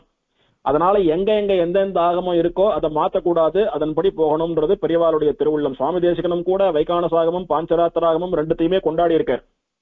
இது பெருமாளே சொன்னது, இது வசதி, அது ஒரு புருஷன் பண்ணினது, அதனால அது தாழ்ச்சின்றது கிடையாது. 2ம் உண்டு. இப்ப பாஞ்சராத்திரம்னு சொல்லக்கூடிய ஆகமத்திலே தான் பஞ்சசம்ஸ்காரம்னு சொல்லக்கூடிய சமாசிரயனம் முதலான தீட்சை எல்லாம் நமக்கு உண்டு. அதன்படி சம்ஸ்காரம் பெற்றவர்கள் ஸ்ரீ வைஷ்ணவர்களாகிறா. அவ ஒரு பாஞ்சராத்திர ஆகமத்தை நன்னா கத்துண்ட ஆச்சாரியர் இடத்திலே போய் அவரை சேவித்து அவர் இடத்திலே உபதேசமா பாஞ்சராத்திர ஆகமத்தை கத்துக்கிறா, நன்னா தெரிஞ்சுண்டா அப்படின்னா அவ அந்த பாஞ்சராத்திர ஆகம முறையில கோவில்ல கைங்கரியம் பண்றதுக்கு, பெருமாளுக்கு திருவாராதனம் பண்றதுக்கு தகுதி ஏற்படுவதற்காக ஒரு தீட்சை அப்படின்னு ஒரு சம்ஸ்காரம் அவளுக்கு பண்றது உண்டு. பஞ்சசம்ஸ்காரம்னு சொல்லக்கூடிய சமாசிரயனம் பண்ணிக்கிறதுனால ஸ்ரீ வைஷ்ணவன் ஆறாம், இல்ல ஸ்ரீ வைஷ்ணவை ஆறா, பெருமாளுக்கான கைங்கரியங்கள் பண்றதுக்கு தகுதி வருது. கோவில்ல அர்ச்சாவதாரமா இருக்கக்கூடிய பெருமாளை தொட்டு பண்ணணும் அப்படின்னா அதற்கு விசேஷமா தீட்சை வாங்கிக்கணும். அதற்கு பாஞ்சராத்திர தீட்சை என்று பெயர். எந்த ஆச்சாரியன் பாஞ்சராத்திராகமத்தை உபதேசிக்கிறாரோ அவரோ இல்ல அவரால் கை காட்டப்பட்ட ஒரு பெரிய ஆச்சாரியரோ அந்த பாஞ்சராத்திராகம தீட்சையை அவளுக்கு கொடுப்பா. அந்த தீட்சையை வாங்கிண்டவா தான் கோவில்ல வந்து பாஞ்சராத்திராகம ரீதியான கோவில்கள்ல வந்து பெருமாள் கைங்கரியங்கள்லாம் பண்ண முடியும். அதுல பிரதானமானது தப்த சங்க சக்கர தாரணம்னு சொல்லக்கூடிய இந்த சங்க சக்கரங்களை தோளிலே தரிப்பதான சமாசயனம் என்பது. அது ஆகாதவர்களுக்கு பாஞ்சராத்திராகம கோவில் பூஜையில ஆராதனங்கள்ல அதிகாரம் கிடையாது. இதுல இருந்து என்ன தெரிகிறதுன்னா வைகானசர்கள் அந்த குலத்திலே பிறந்தவாதான் தொடலாம் அப்படின்னா யார் வேணாலும் வைகானச கோவில் ஆராதனை பண்ணிட முடியாது, அவாதான் பண்ணலாம். சங்க சக்கர முத்திரை தரித்தவர்கள் தான் பாஞ்சராத்திர கோவில் ஆராதனம் பண்ணலாம் அப்படின்றதுனால வைகானசா வந்து இங்க பண்ண முடியாதுன்னு 2த்தையும் பரஸ்பரம் புரிந்து கொள்ள வேணும். இவா என்ன சொல்றா, ஏற்கனவே குழந்தையா நாங்க கர்ப்பத்துல தாயோட கர்ப்பத்துல இருக்கிறச்சியே எங்களுக்கு பாயசத்தின் மூலமா இந்த சம்ஸ்காரம் ஏற்பட்டுடுறது, அதனால நாங்க கர்ப்பத்திலேயே வைஷ்ணவால ஆயிடுறோம், எங்களுக்கு விசேஷமா தனியா ஒரு சமாசயனம்னு ஒண்ணு வேண்டாம் அப்படின்னு அவளுடைய கொள்கை. இது விஷயமா நிறைய சர்ச்சைகள், நிறைய ஆர்குமெண்ட்ஸ் எல்லாம் கூட நடந்திருக்கு, பல காலமா நடந்துட்டு வரது தொடர்ந்து. இப்போ இல்ல, ரொம்ப நாளா எதுவும் இல்லை. ஒரு 60-70 வருஷங்களுக்கு முன்னாலே பூந்தமல்லி, சென்னை பூந்தமல்லியில வைகானசர்களுக்கும் பாஞ்சராத்திராகமத்தை சேர்ந்தவர்களுக்கும் ஒரு சதஸ், ஒரு சபை, ஒரு விசாரம் நடந்தது. என்னன்னா, வைகானசர்களுக்கு பஞ்சசம்ஸ்காரம் தேவையில்லை, சமாசிரயணம் தேவையில்லைன்னு அவ சொல்றா. ஆனா பஞ்சசம்ஸ்காரம் பண்ணி கொள்ளாதவன் வைஷ்ணவன் இல்லை, அவன் கையாலே தொட்ட பிரசாதங்கள் தீர்த்தங்களை எல்லாம் வாங்கிக் கொள்வதற்கு இல்லை அப்படின்னு பாஞ்சராத்திராகமத்துல சொல்லி இருக்கிறது. அதனால அவளுக்கு சமாசிரயணம் தேவையா இல்ல அவ சொல்றபடி தேவையில்லையா அப்படின்னு ஒரு விசாரம், ஒரு பெரிய கூட்டம் நடந்தது. அதுல நல்ல வைகானச ஆகமத்தை தெரிஞ்ச வித்வான்கள், பாஞ்சராத்திர ஆகமத்தை தெரிஞ்ச வித்வான்கள், பெரிய பெரிய ஆச்சாரிய புருஷாலாம் கலந்துண்டா. கடைசியில தீர்ப்பு யார் சொல்றதுன்னா, இருக்கிறதுல யார் பெரியவாளோ, மகான்களா மகா ஞானியா இருக்கிறாளோ அவ சொல்றதுன்னுட்டு கோஷ்டிபுரம் சுவாமின்னு எழுதிருந்தார். கோஷ்டிபுரம் சௌமியநாராயணாரிய மகாதேசிகன்னு திருக்கோட்டியூர் சுவாமி, கோஷ்டிபுரம் சௌமியநாராயணாச்சாரிய சுவாமின்னு திருநாமம் அந்த சுவாமிக்கு. நம் வடகல சம்பிரதாயத்தை சேர்ந்த ஆச்சாரிய புருஷர் அந்த சுவாமி. அவர் இஞ்சிமேடைசிங்கருடைய சமகாலம். அப்போ ஸ்ரீரங்கத்தில் எழுதிருந்தார் சுவாமி கோஷ்டிபுரம் சுவாமி. இஞ்சிமேடைசிங்கர் ஸ்ரீரங்கத்தில் எழுதிருக்கார், கோஷ்டிபுரம் சுவாமி ஸ்ரீரங்கத்தில் எழுதிருக்கார். புத்தங்கோட்டகம் சுவாமின்னுட்டு புத்தங்கோட்டகம் ஸ்ரீனிவாசாரிய மகாதேசிகன்னு ஒரு பெரிய மகான், அந்த சுவாமி அங்க எழுதிருக்கார். யாரான ஐசிங்கரை சேவிக்கிறதுக்கு போனானா ஐசிங்கர் இடத்துல ஏதாவது சம்ஸ்கார விஷயங்கள், அதாவது தர்மசாஸ்திரத்துல ஏதாவது சந்தேகம் கேட்டாலான்னா ஐசிங்கர் அவளுக்கு பதில் சாட்சாகும். இஞ்சிமேடை ஐசிங்கர் அவளுக்கு பதில் சொல்லிடுவார். சொல்லிட்டு அவள் இடத்துல சொல்லுவாராம் ஒரு வார்த்தை, என்னை பார்த்து என் இடத்துல இந்த சந்தேகத்தை கேட்டு தெளிவாயிட்டீங்கோ, சந்தேகம் கிளியர் ஆயிடுத்து அப்படின்றத அந்த சுவாமிகிட்ட சொல்ல வேண்டாம். நீங்க போய் இந்த சந்தேகத்தை முதல் முறையா அந்த சுவாமிகிட்ட கேட்கிற மாதிரி போங்க, போய் சேவிச்சுட்டு சுவாமி எனக்கு இந்த சந்தேகம் அப்படின்னு கேளுங்க, அவர் என்ன பதில் சொல்றாரு என்னன்னு சொல்லுங்க அப்படின்னு வர ஐசிங்கர். இப்படி ஐசிங்கர் சொன்னார்னுட்டு இவ என்ன பண்ணுவாலாம், கோஷ்டிபுரம் சுவாமிகிட்ட போய் அதே சந்தேகத்தை கேட்பாலாம். அவர் சொல்ற பதில நோட் பண்ணிப்பா. புத்தங்கோட்டம் சுவாமிகிட்ட போவா, அவர்கிட்ட கேட்பா, அவர் சொல்ற பதிலையும் நோட் பண்ணிப்பா. இப்போ ஐசிங்கர் இடத்துல இவ சொன்னாலானா ஐசிங்கர் அதுக்கு என்ன பதில் சொன்னாரோ அதே பதில தான் அந்த ரெண்டு சுவாமிகளும் சொல்லியிருப்பாளாம். அதனாலே பிராமணிகா அப்படின்னா பிரமாணத்தை கடைபிடிப்பவர்கள், பிரமாணங்கள்னு சொல்லக்கூடிய சாஸ்திரங்களை நன்னா தெரிஞ்சின்றவா, அதன்படி நடக்கிறவா. அவ வாயிலே இருந்து வரக்கூடிய வார்த்தைகள் எல்லாம் ஒரே மாதிரி தான் இருக்கும், சாஸ்திரப்படி பிரமாணப்படி தான் இருக்கும், எந்த மாற்றமும் இல்லை. அப்பேற்பட்ட மகான்களா எழுந்தருளி இருந்தவா. இவ 3 பேரும் ஸ்ரீரங்கத்துல எழுந்தருளி இருந்த காலம் ஸ்ரீரங்கத்தோட பொற்காலம், ஸ்ரீ வைஷ்ணவ சம்பிரதாயத்தினுடைய பொற்காலம் அப்படின்னு முக்கூர் லட்சுமி நரசிம்மாச்சாரிய சுவாமி அடிக்கடி சாதிப்பார். அந்த மாதிரி மகான்கள் இவாள்லாம். அந்த கோஷ்டிபுரம் சௌமியநாராயணாச்சாரிய சுவாமி எழுந்தருளி இருந்து தீர்ப்பு சொன்னார். என்ன சொன்னார் அப்படின்னா, வைகானச ஆகம ரீதியிலே சம்ஸ்காரங்களை எல்லாம் பண்ணிண்டு புறக்கிறதுனால அவ வைகானச குலத்தை சேர்ந்தவர்கள், அதனால வைகானசான்னு சொல்றா. அவளை கொண்டு வைகானச ஆகமப்படிதான் அந்த ஆலயங்கள்ல பூஜை பண்ணணும்னு சொல்லி இருக்கிறதுனால அவளுக்கு பிரமாணம் அந்த வைகானச ரிஷியாலே பண்ணப்பட்ட வைகானச கல்பசூத்திரமும் வைகானச ஆகமும் தான். அதுல அவளுக்கு இப்படிதான் சொன்னதுனால அவளுக்கு அது போரும். பாஞ்சராத்திரத்திலே சொல்லப்பட்ட சமாசிரயணம் பண்ணிக்கொள்வது என்பது பாஞ்சராத்திரிகர்களுக்குத்தானே, ஆகையினாலே அவளுக்கு இது அவசியம் இல்லைன்னுட்டு இவர் பாஞ்சராத்திர ஆகமத்தை சேர்ந்தவராக இருந்தாலும் கூட அவளுடைய ஆகமத்திலே சொல்லப்பட்டதுதான் அவளுக்கான விஷயம், அவ அதைதான் ஃபாலோ பண்ணணும்னுட்டு நல்ல ஒரு ஆச்சரியமான தீர்ப்பு கொடுத்தார் சுவாமி. இதெல்லாம் வெறும் ஒரு அனுபவத்துக்காக, ஒரு தகவலுக்காக சொல்லப்படுவது. நமக்கு ஸ்ரீ வைஷ்ணவ கோவில்கள்ல 2 ஆகமம் உண்டு, 2 பெருமாளையும் சேவிக்கலாம், 2 இடத்துலயும் நாம பெருமாள் பிரசாதம் தீர்த்தம் இதெல்லாம் வாங்கிக்கிறோம், அதுல ஒண்ணும் இல்லை. உதாரணமா சொல்லணும்னா பிரசித்தமான காஞ்சிபுரம், ஸ்ரீரங்கம் முதலான திவ்யதேசங்கள்ல பாஞ்சராத்திர ஆகமம், திருமலை, திருவல்லிக்கேணி, ஸ்ரீபெரும்போதூர் இந்த மாதிரி திவ்யதேசங்கள்ல வைகானச ஆகமம், காஞ்சிபுரத்திலேயே தேவப்பெருமாள் சன்னதியில பாஞ்சராத்திர ஆகமம், விளக்கொளி பெருமாள் சன்னதியிலும் சுவாமி தேசிகன் சன்னதியிலும் வைகானச ஆகமம். அதனாலே நம்முடைய ஆச்சாரியர்கள், நம்முடைய பெரியவா எல்லா இடத்துலயும் பெருமாளை சேவிக்கிறா, கைங்கரியங்கள்ல ஆராதனைகள்ல பங்கு கொள்றா. ஆகையினாலே நமக்கு 2ம் உத்தேசியம்தான், அதுல ஒரு பேதமும் நமக்கு ஏற்பட்டு விடக்கூடாது.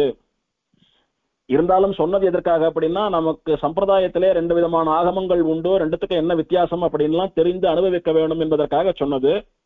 குறிப்பா இங்க வராக பெருமாளும் திருவேங்கடமுடையானும் வைகானச ரிஷிகளை கொண்டு பிரதிஷ்டை பண்ணணும்னு சொன்னதுனால இவனுக்கு, திருவேங்கடமுடையானுக்கு, வராக பெருமாளுக்கு வைகானச ஆகமத்திலே அந்த வைகானச குலத்திலே வந்த ரிஷிகளிடத்திலே அத்தனை ஆசை, அவளை ரொம்ப பிடிக்கும், இவனுக்கு அவளை திருவுள்ளம் அப்படின்னு தெரியுது. அதனால என்னைக்கும் வைகானசர்களுக்கு, குறிப்பா ஸ்ரீனிவாசனுடைய திருவேங்கடமுடையானுடைய பரம அனுகிரகம் என்பது நன்னா உண்டு. இதே வெங்கடாச்சல மகாத்மியம்னு சொல்லக்கூடிய திருமலை ஸ்தல புராணத்திலே கூட பல இடங்கள்ல வைகானசர்கள்ல பல மகான்களை பத்தின சரித்திரம் எல்லாம் கூட வருது. அதனால வைகானசன்னா பெருமாளுக்கு பிடிக்கும். வராக பெருமாள் என்ன சொன்னான்? திருஷ்யதே சசிலா காச்சித் வல்மீகஸ்தா சுஷோபனா வாமாங்கஸ்தவம் மாம் ச வராஹவதனம் ஸ்திதம் காரயித்வா சில்பினா அத பிரதிஷ்டாப்ய முனீஸ்வரைஹ வைகானசைர்முனிவரைஹ அர்ச்சயேத் தொண்டமானபி ஏதத்ரூபம் பிரதிஷ்டாப்ய சுத்தயா சிலயா நிருப தஸ்மை தேஹி அகிலான் போகான் பூர்ணோ பூத்வா சுபுஷ்கலான் அப்ராக்ருதாங்கோ விரஜா சாத்விகோ அயமிதி ஸ்மரன் வைகானசைர் மகர்ஷிபிஹி அர்ச்சாபயனராதிப அப்படின்னு இது பெருமாளுடைய கட்டளை. நராதிபன் அப்படின்னா நர அதிப, நரன்னு சொல்லக்கூடிய மனிதர்களுக்கு அதிபன்னு சொல்லக்கூடிய தலைவனான ராஜா. தொண்டமான் சக்கரவர்த்தி ஒரு ராஜாவானபடியினாலே அவனை பார்த்து நராதிப, ஹே ராஜா, இந்த புற்றிலே ஒரு கல் காணப்படும், அதிலே எப்படி தெரியுமா என்ன நீ பிரதிஷ்டை பண்ணணும்? வாமாங்கஸ்த புவம், புவம் அப்படின்னா பூமி பிராட்டியை குறிப்பது. வாமாங்கம் அப்படின்னா இடது பக்கம், அதாவது என்னுடைய இடது மடியிலே பூமி தேவியை நான் வச்சுட்டு உட்கார்ந்து இருக்கிற மாதிரி. மாம்ச வராக வதனம் சிதம், பன்றியினுடைய முகம் கொண்டு நான் பூமி பிராட்டியை என்னுடைய இடது மடியிலே வைத்துக் கொண்டு உட்கார்ந்திருப்பது போல ஒரு விக்கிரகம் பண்ண வேண்டும். காரயித்வா, அந்த விக்கிரகத்தை பண்ணி, ஷில்பினா காரயித்வா, சிற்பிகளை கொண்டு அந்த விக்கிரகத்தை பண்ணி, பிரதிஷ்டாபிய வைகானச முனிவரைஹி, விகனச முனிவர்களை கொண்டு பிரதிஷ்டை பண்ணி, அர்ச்சையேத்து தொண்டமானபி, தொண்டமான் முதலானவர்களாலே அர்ச்சிக்கப்பட வேண்டும். ஏதத் ரூபம் பிரதிஷ்டாபிய சுத்தையா சிலையானுருப்ப, அந்த சிலையை வடிவத்திலே நான் இருக்கேன் பாருங்கோ, அது பரம பவித்திரமான ரூபம், என்னுடைய பூர்ண சாநித்தியம் அதிலே உண்டு, நான் நித்தியவாசம் பண்றேன் அந்த விக்கிரகத்திலே. தஸ்மை தேஹி அகிலான் போகான் பூர்ணோ பூத்வா சுபுஷ்கலான், அதை சேவித்து யார் யாரினிடத்திலே என்னென்னலாம் தேஹி குடுன்னு கேட்கிறாளோ அவளுக்கு எல்லா போகங்களையும் நிறைய கொடுப்பேன், பூரணமா கொடுப்பேன். அந்த விக்கிரகம் எப்பேற்பட்டதுன்னா அப்ராக்ருதாங்கம், மனிதனாலே பண்ணப்பட்டாலும் கூட ஸ்வயம்புவா தோன்றின பாறையிலேருந்து வெளிவந்த விக்கிரகமானபடியினாலே அதிலே ரஜஸ் முதலான இந்த பூலோகத்திலே உள்ள தோஷமான குணங்கள்லாம் கிடையாது. சிவைகுண்டத்திலிருந்து வந்ததான விக்கிரகத்தை போல வசந்த விக்கிரகம் என்னுடைய விக்கிரகம். வைகானசைர் மகர்ஷிபிகி அர்ச்சாபய, வைகானச மகர்ஷிகளை கொண்டு அர்ச்சனை பண்ணுவிப்பாயாக. அப்படின்னா என்ன அர்த்தம்? இந்த புத்துல ஒரு கல் இருக்கும், அதுல பிராட்டி இடது பக்கம் மடியில தாங்கிட்டு இருக்கிற மாதிரி வராக முகத்தோட எனக்கு ஒரு விக்கிரகம் பண்ணி வைகானச ரிஷிகளை கொண்டு பிரதிஷ்டை பண்ணி தொண்டமான் சக்கரவர்த்தியே நீ பூஜை பண்ணிட்டு வா, ஆராதனை பண்ணிட்டு வா. என்னை சேவிக்கிறவா எல்லாருக்கும் அவளுக்கு என்னென்ன நன்மைகள்லாம் வேணுமோ அதெல்லாம் நான் நிறைய கொடுக்குறேன், பூரணமா கொடுக்குறேன், ஏதோ கொஞ்சம் கொடுத்தேனே இல்லை அப்படின்னு பெருமாள் சாதித்தார். அதுல அந்த வைகானசைர் முனிவரைகி அர்ச்சையேத்துன்னு இருக்கோல்லையோ, அந்த பெருமாளுடைய ஆக்ஞை கட்டளை தான் இந்த நாமாவளிக்கு விஷயம். அதுல இருந்துதான் திருவேங்கடமுடையான் விஷயமாக இந்த நாமாவளியை திருவனந்தாழ்வான் வைத்தார். என்னவென்று, வைகானச முனிஸ்ரேஷ்ட பூஜிதாய ஸ்ரீ வெங்கடேஷாய நமஹா என்று. அடுத்த நாமாவளி 63வது நாமாவளி, சிம்ஹாச்சல நிவாசாய ஸ்ரீ வெங்கடேஷாய நமஹா. இந்த நாமாவளியாலே ஸ்ரீனிவாசனுக்கு சொல்லப்பட்ட திருநாமம் சிம்ஹாச்சல நிவாசி என்பது. சிம்ஹாச்சலம் என்கிற மலையிலே வசிக்கும் ஸ்ரீ வெங்கடேசனுக்கு நமஹா அப்படின்னு அர்த்தம். சிம்ஹம் அப்படின்னா சிங்கம், அச்சலம் அப்படின்னா மலை, சிம்ஹாச்சலம் அப்படின்னா சிம்ஹமலை என்கிற மலையிலே வசிக்கும் ஸ்ரீ வெங்கடேசன், அவனுக்கு நமஹா. சிம்ஹாச்சலம் எதற்கு பெயர் அப்படின்னா, இந்த திருவேங்கட மலைக்கு பல பெயர்கள், அதிலே சிம்ஹாச்சலம் என்ற பெயரும் உண்டு. ஏன் இதற்கு சிம்ஹாச்சலம்னு பெயர் அப்படின்னா, எம்பெருமான் சிம்ஹமாக நிருசிம்ஹமாக அவதாரம் பண்ணிய மலை என்கிறபடியினாலே சிம்ஹாச்சலம்னு இந்த மலைக்கு பெயர். எங்கு பெருமாள் நிருசிம்மாவதாரம் பண்ணினான்னு சலபுராணம் சொல்றது, அகோபிலத்துல பண்ணினான்னு சொல்றது.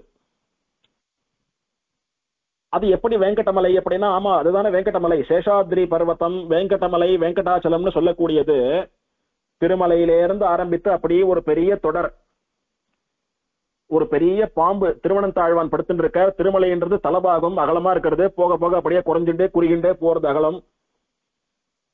இந்த படுத்திருக்கிற திருவனந்தாழ்வானுடைய தலபாகம் திருமலைன்னு சொல்லக்கூடிய திருவேங்கடமுடையான் எழுந்தருளி இருக்கக்கூடிய மலை, அதனுடைய மத்திய பாகமான வயிற்று பகுதி சிங்கவேல் குன்றம்னு ஆழ்வார் பாடின நிருசிம்மன் எழுந்தருளி இருக்கக்கூடியதான அகோபில பர்வதம், அதனுடைய வால்பாகமானது ஸ்ரீசைலம் என்று குறிப்பிடப்படக்கூடிய மல்லிகார்ஜுன ஜோதிர்லிங்க கஷேத்திரம் என்று சைவர்களாலே கொண்டாடப்படக்கூடியதான ஸ்ரீசைலம் என்கிற சிவஸ்தலமாக இப்போது வழங்கப்படுகிற மலை. இது மூணும் சேர்ந்து, இது மூணுத்துக்கும் தான் சேஷாத்ரி ஹில் ரேஞ்சஸ் அப்படின்னு பெயர்.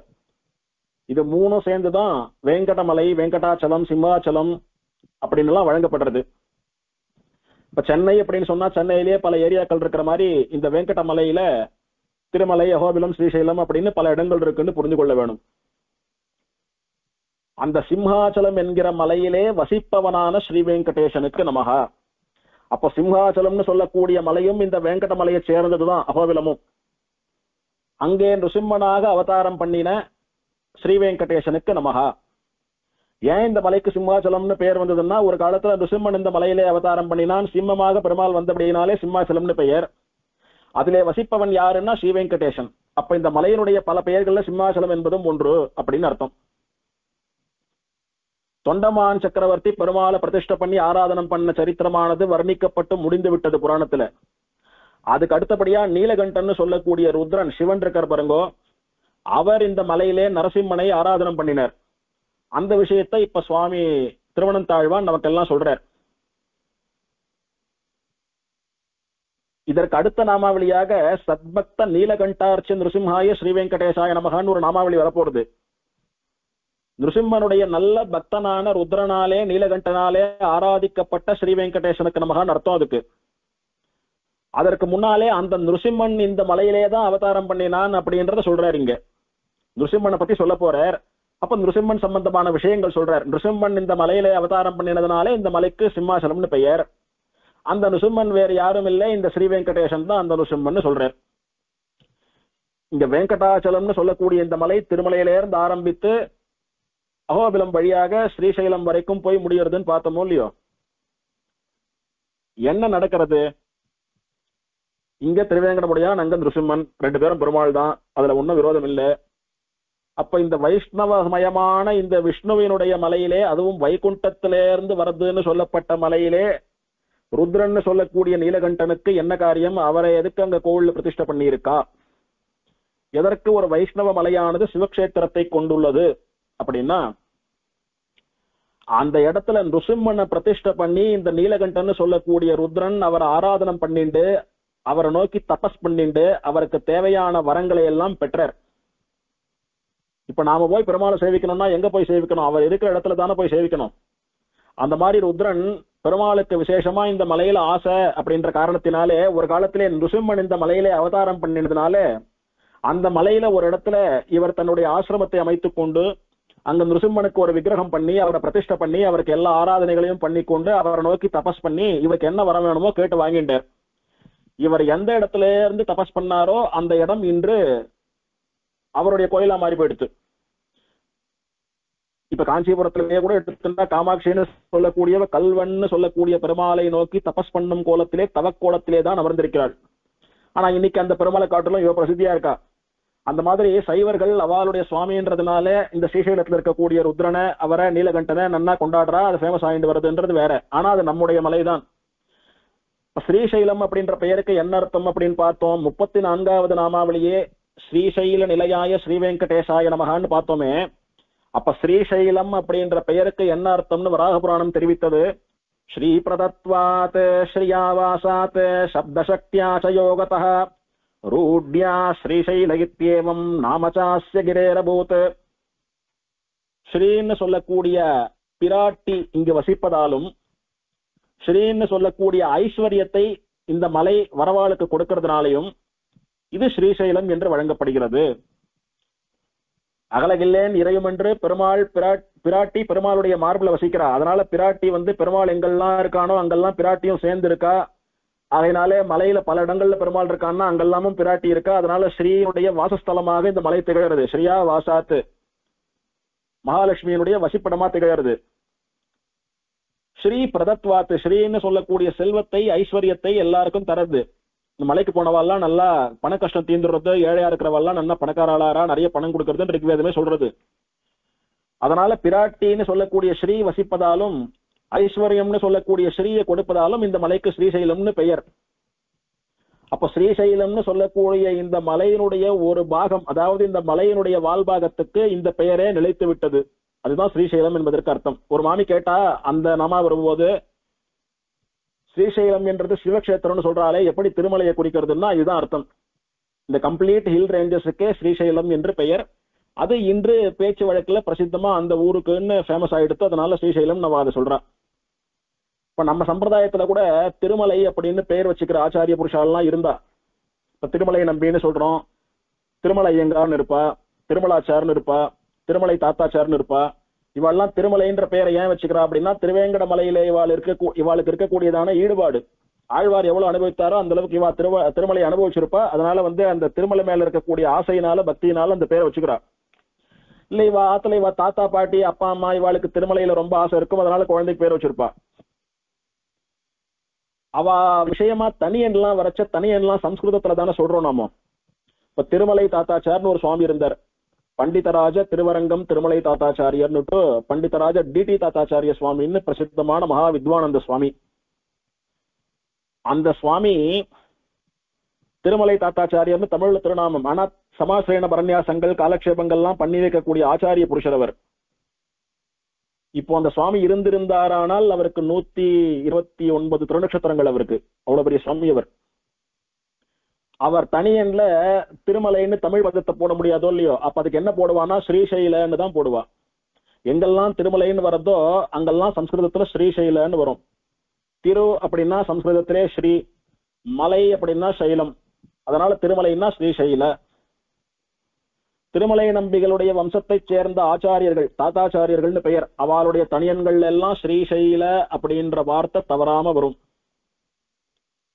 ஸ்ரீசைல வம்சோத்பவ ஸ்ரீசைல அபிஜனாம் புராசி சசினம் ஸ்ரீசைலான்வய அப்படின்னு எல்லாம் ஸ்ரீசைலன்ற பதம் தாத்தாச்சாரியர்களுடைய தனியன்ல கண்டிப்பா வரும்.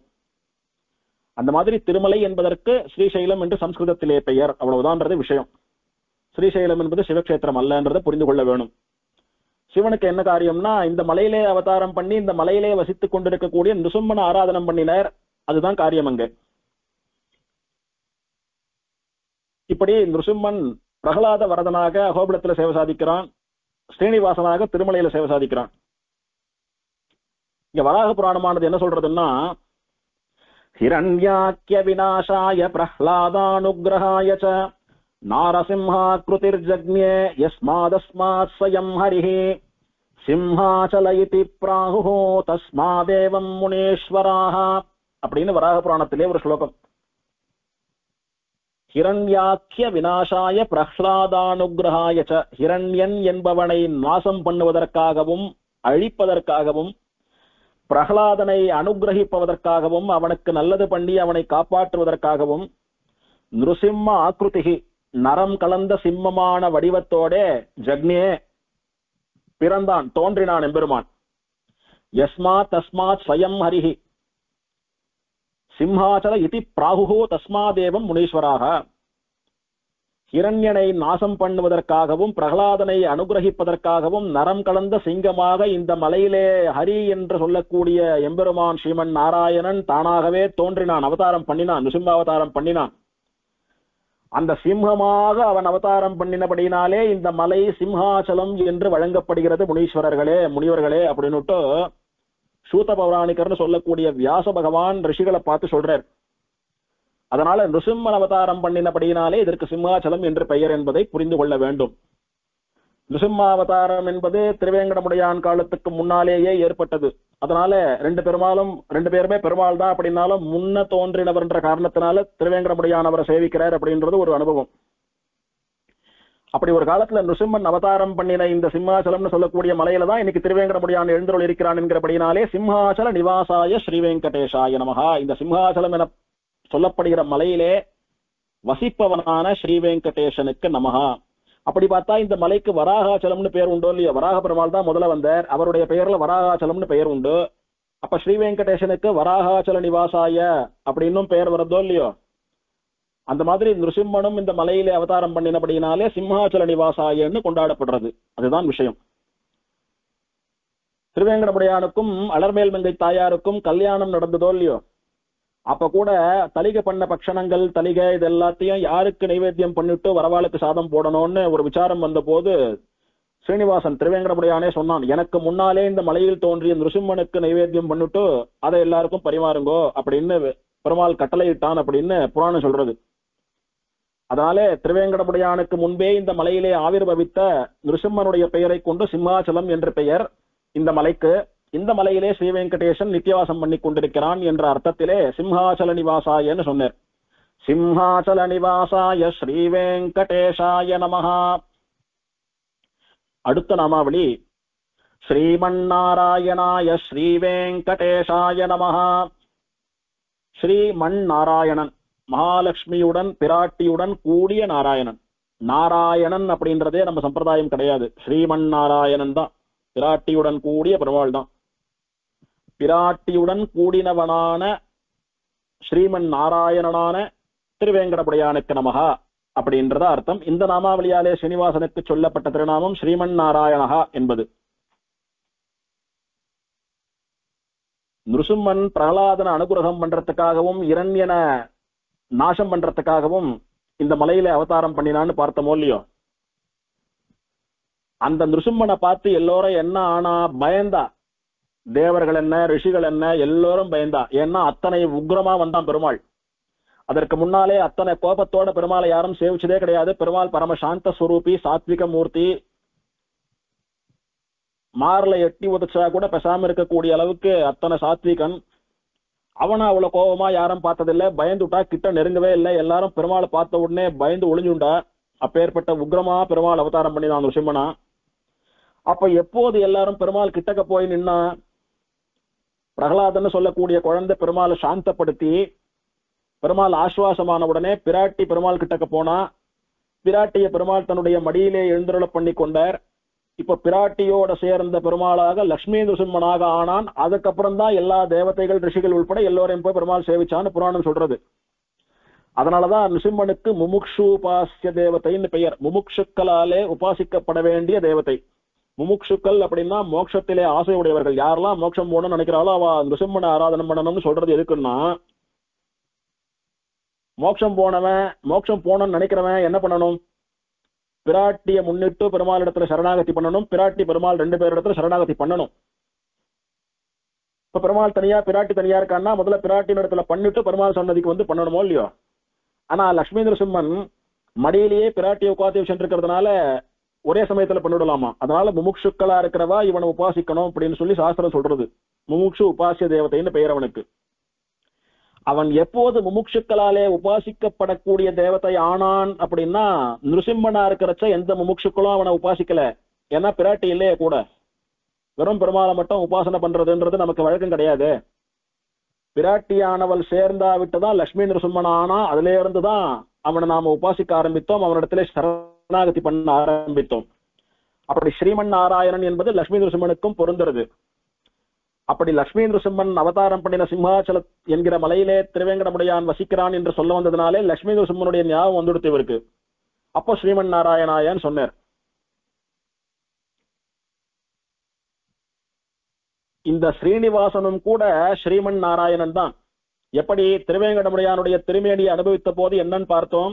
திருவேங்கடமுடையானுடைய வலது மார்பிலே வியூகலட்சுமியாக அலர்மேல் மங்கையானவள் நிரந்தரமாக எழுந்தருளி இருக்கிறாள்னு பார்த்தோம். அவள் ஸ்ரீ, இவன் நாராயணன்.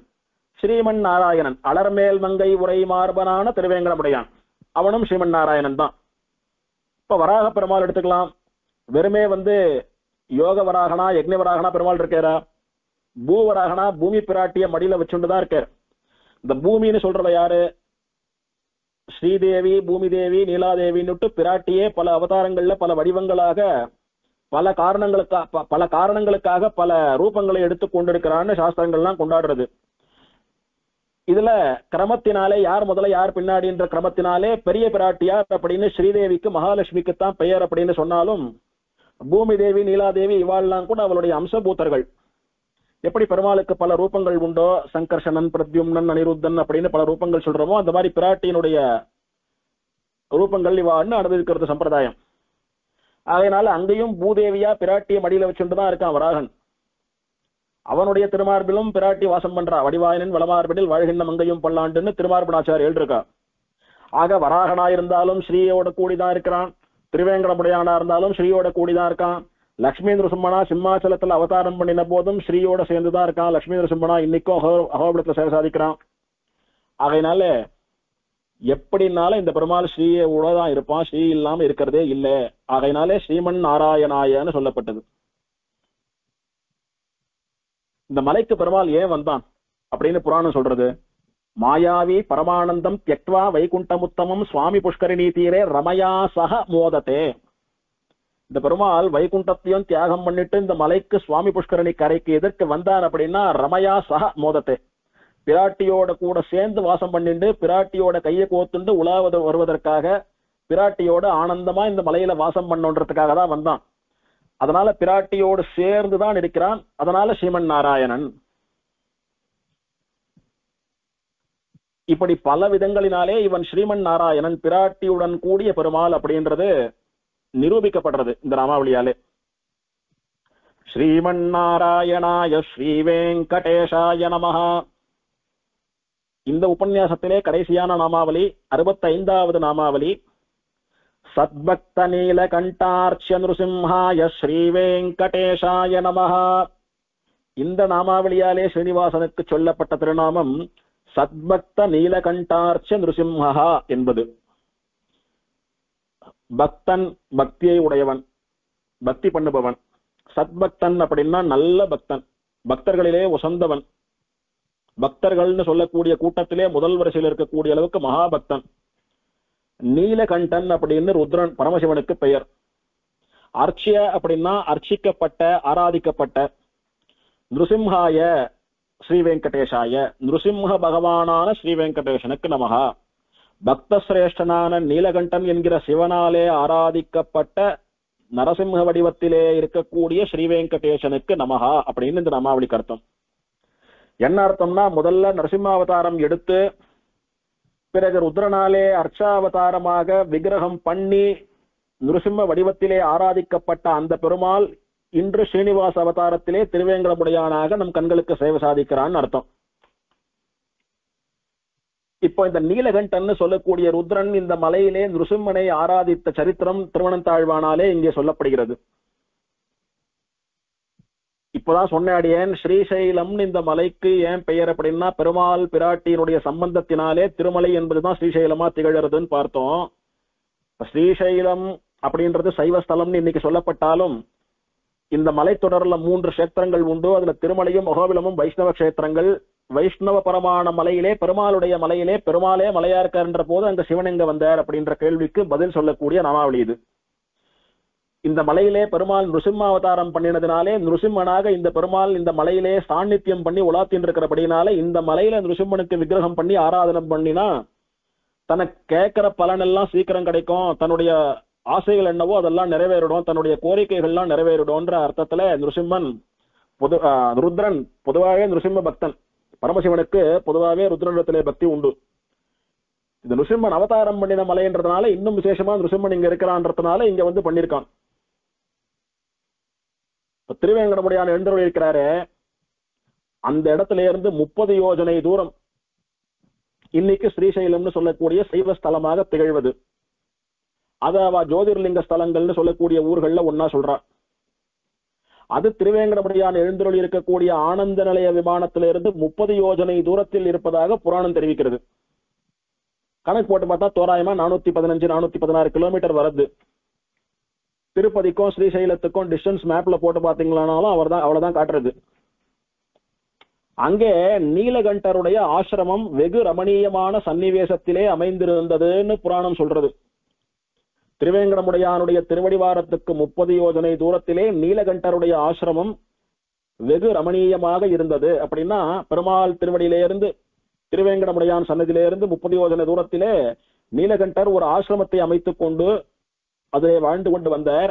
அது வெகு ரமணீயமானதுன்னா பாக்குறதுக்கு அத்தனை அழகா இருக்கும். நிறைய குளங்கள், நிறைய பூச்செடிகள், பழங்கள், மரங்கள், பறவைகள், அதெல்லாம் பாக்குறதுக்கு ஆச்சரியமா ரம்யமா இருக்கும்.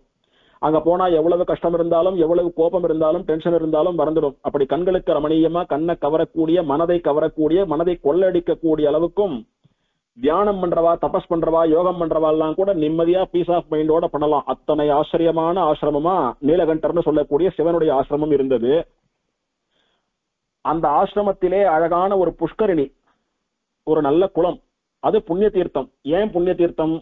இந்த திருமலைன்னு சொல்லக்கூடியது பெருமாளுடைய திருமேனி, அதனால அவன் திருமேனியில படக்கூடிய தீர்த்தம் எல்லாம் புண்ணிய தீர்த்தம் தான். இந்த 66 கோடி தீர்த்தங்கள்ல இதுவும் ஒரு தீர்த்தம்.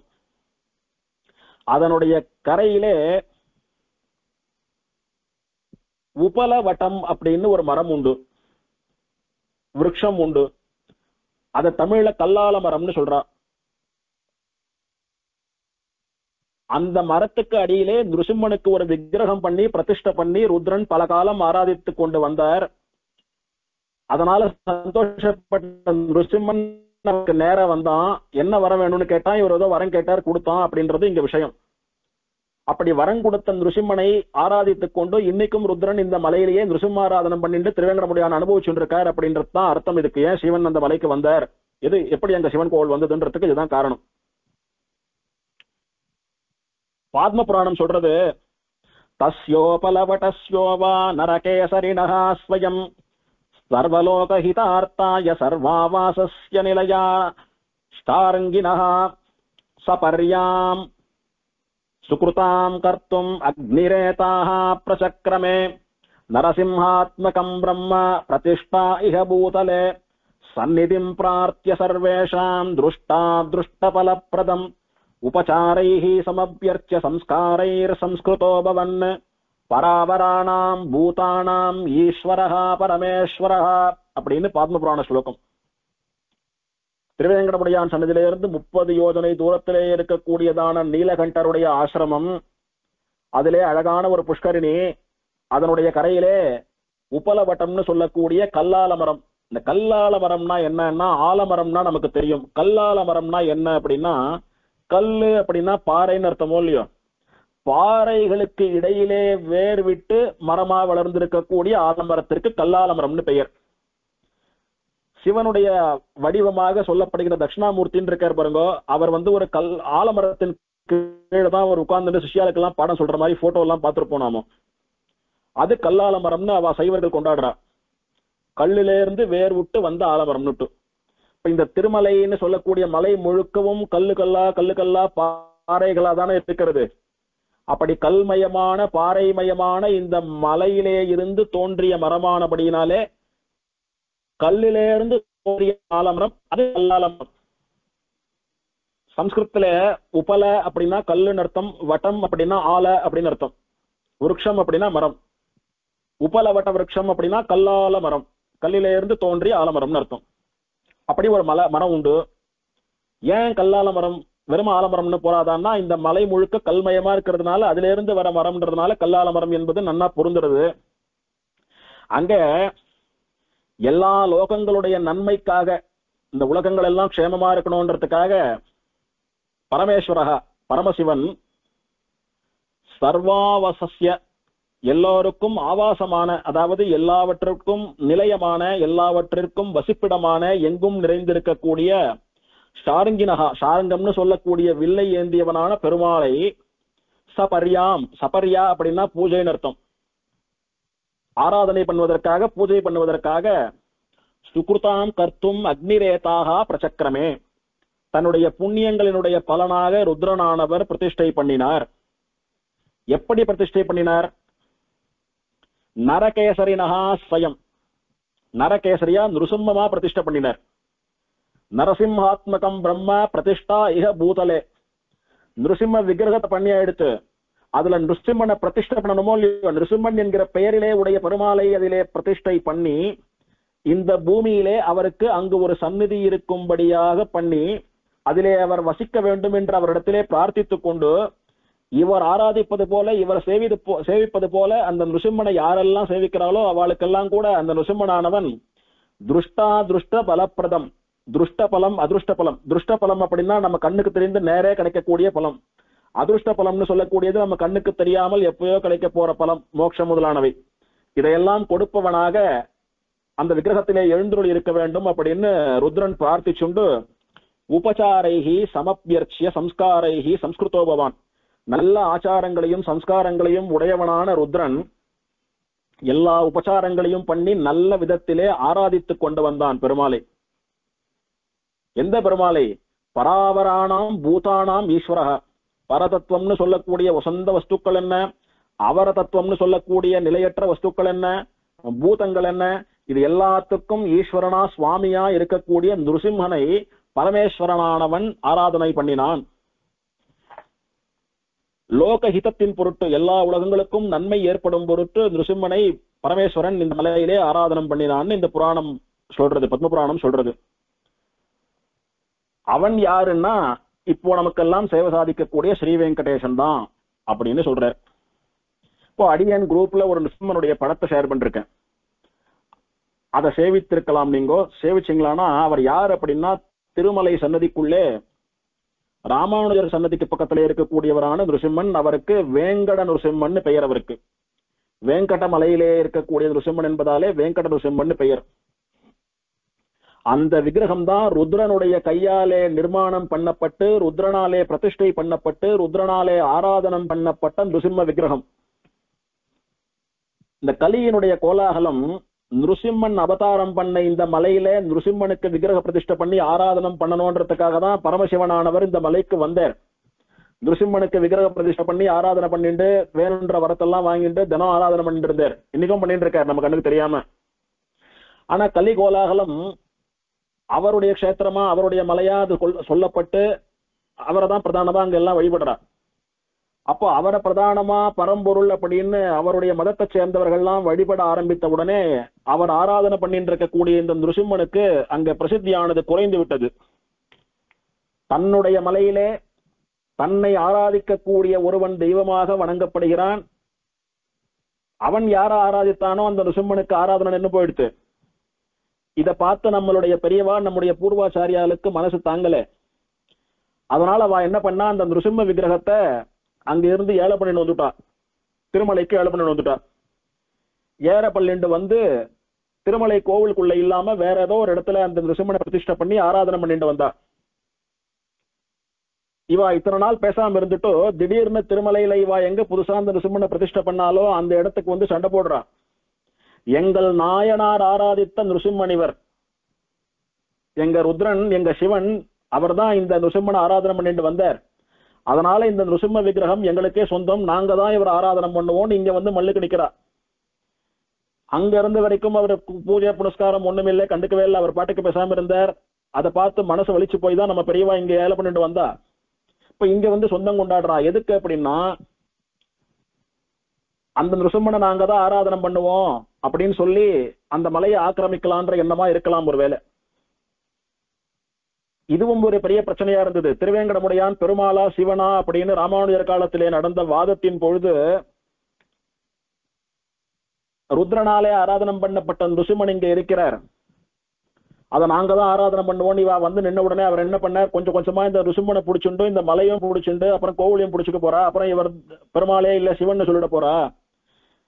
இப்ப திருவேங்கடமுடையான் சன்னதிக்கு கொஞ்ச தூரத்துல தான் இந்த நிருசிம்மன் எழுதிருக்கார். நிருசிம்மனை ருத்ரன் ஆராதனை பண்ணதா புராணம் இருக்குன்னு நீங்களே ஒத்துக்கிறீங்க. திருவேங்கடமுடையான் சன்னதிக்கு கொஞ்சம் தூரத்துல இந்த நிருசிம்மன் இருக்காரு அப்படின்னா அங்க இருந்து பக்கத்துல திருவேங்கடமுடையான் இருக்காருன்னா என்ன அர்த்தம், அவர் சீனிவாசன் பெருமாள் கிடையாது ருத்ரன் தான் அப்படின்னு திரும்ப வந்து எங்க ஆரம்பிச்சதோ அங்கேயே வந்து நிக்க போறான்னு சுவாமி என்ன பண்ணார் தெளிவா, வைஷ்ணவ கஷேத்திரத்திலே வைஷ்ணவர்களாலே தான் பெருமாள் ஆராதனம் பண்ணப்பட வேண்டும், வேற யாரும் ஆராதனை பண்ணக்கூடாது.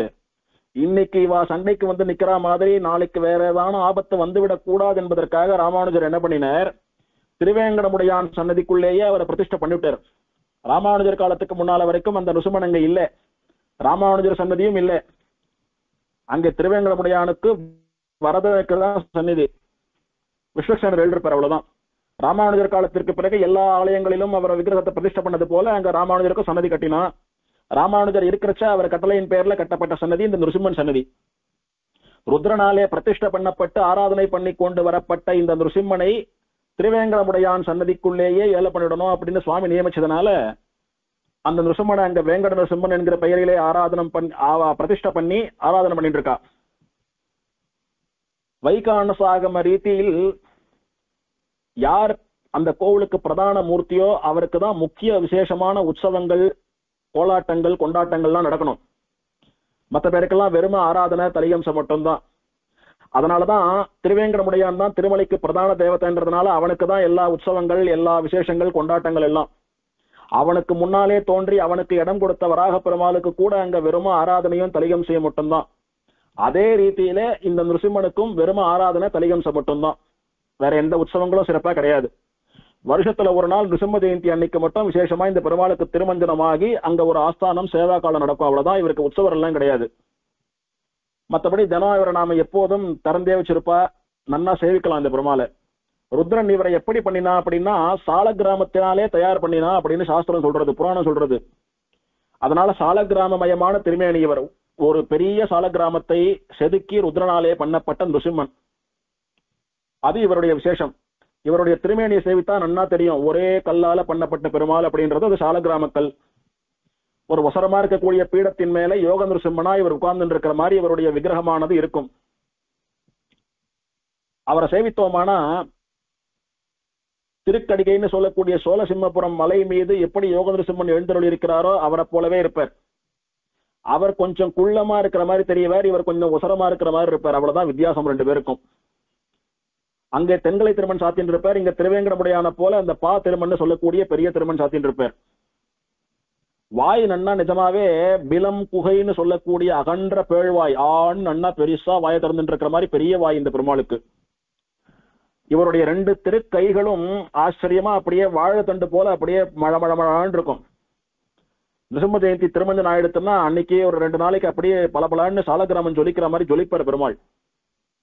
சங்க சக்கரங்களை ஏந்தி கொண்டு மற்ற 2 திருக்கரங்களையும் யோக நிலையிலே வைத்துக் கொண்டு யோக நிலையிலே பெருமாள் சேவை சாதிக்கிறார். அவருக்கு வெங்கட நிருசிம்மன் என்று பெயர். சத்பக்தன், நல்ல பக்த சிரேஷ்டனான நீலகண்டனாலே அர்ச்சிக்கப்பட்ட நிருசிம்மன் இவர். அவர் வேறு யாரும் அல்ல, அவரேதான் இங்க ஸ்ரீவேங்கடேசன் ஸ்ரீனிவாசன் என்கிற பெயரிலே திருவேங்கடமுடையானாகவும் சேவை சாதிக்கிறார் அப்படின்னு இந்த நாமாவளியானது சொல்றது. திருவேங்கடமுடையான ரொம்ப நேரம் நின்று சேவிக்க முடியாது நம்மளால. ஆனா இந்த நிருசிம்மனை ரொம்ப நேரம் நின்று சேவிக்கலாம். யாரும் ஒன்னும் சொல்ல மாட்டா. மேல படியேறி போய் சன்னதி கிட்ட நின்று எத்தனை நாள் சேவித்தாலும் யாரும் ஒன்னும் சொல்ல மாட்டா. அப்பேற்பட்ட ஆச்சரியமான நிருசிம்மன் இவர். அவர் தான் திருவேங்கடமுடையான்னு இந்த நாமாவளியாலே காட்டி கொடுக்கிறார். சத்பக்த நீலகண்டார்ச்சிய நிருசிம்ஹாய ஸ்ரீவேங்கடேஷாய நமஹ. அஜ்ஞானினா மயா தோஷான் அசேஷான் விஹிதான் ஹரே. க்ஷமஸ்வத்வம் க்ஷமஸ்வத்வம் சேஷசைல சிகாமனே. வந்தாய் என் மனம் புகுந்தாய் மண்ணி நின்றாய். நந்தாத கொழுஞ்சுடரே எங்கள் நம்பி. சிந்தாமணியே திருவேங்கடம் மேயந்தாய். இனியான் உன்னை என்றும் விடேனே.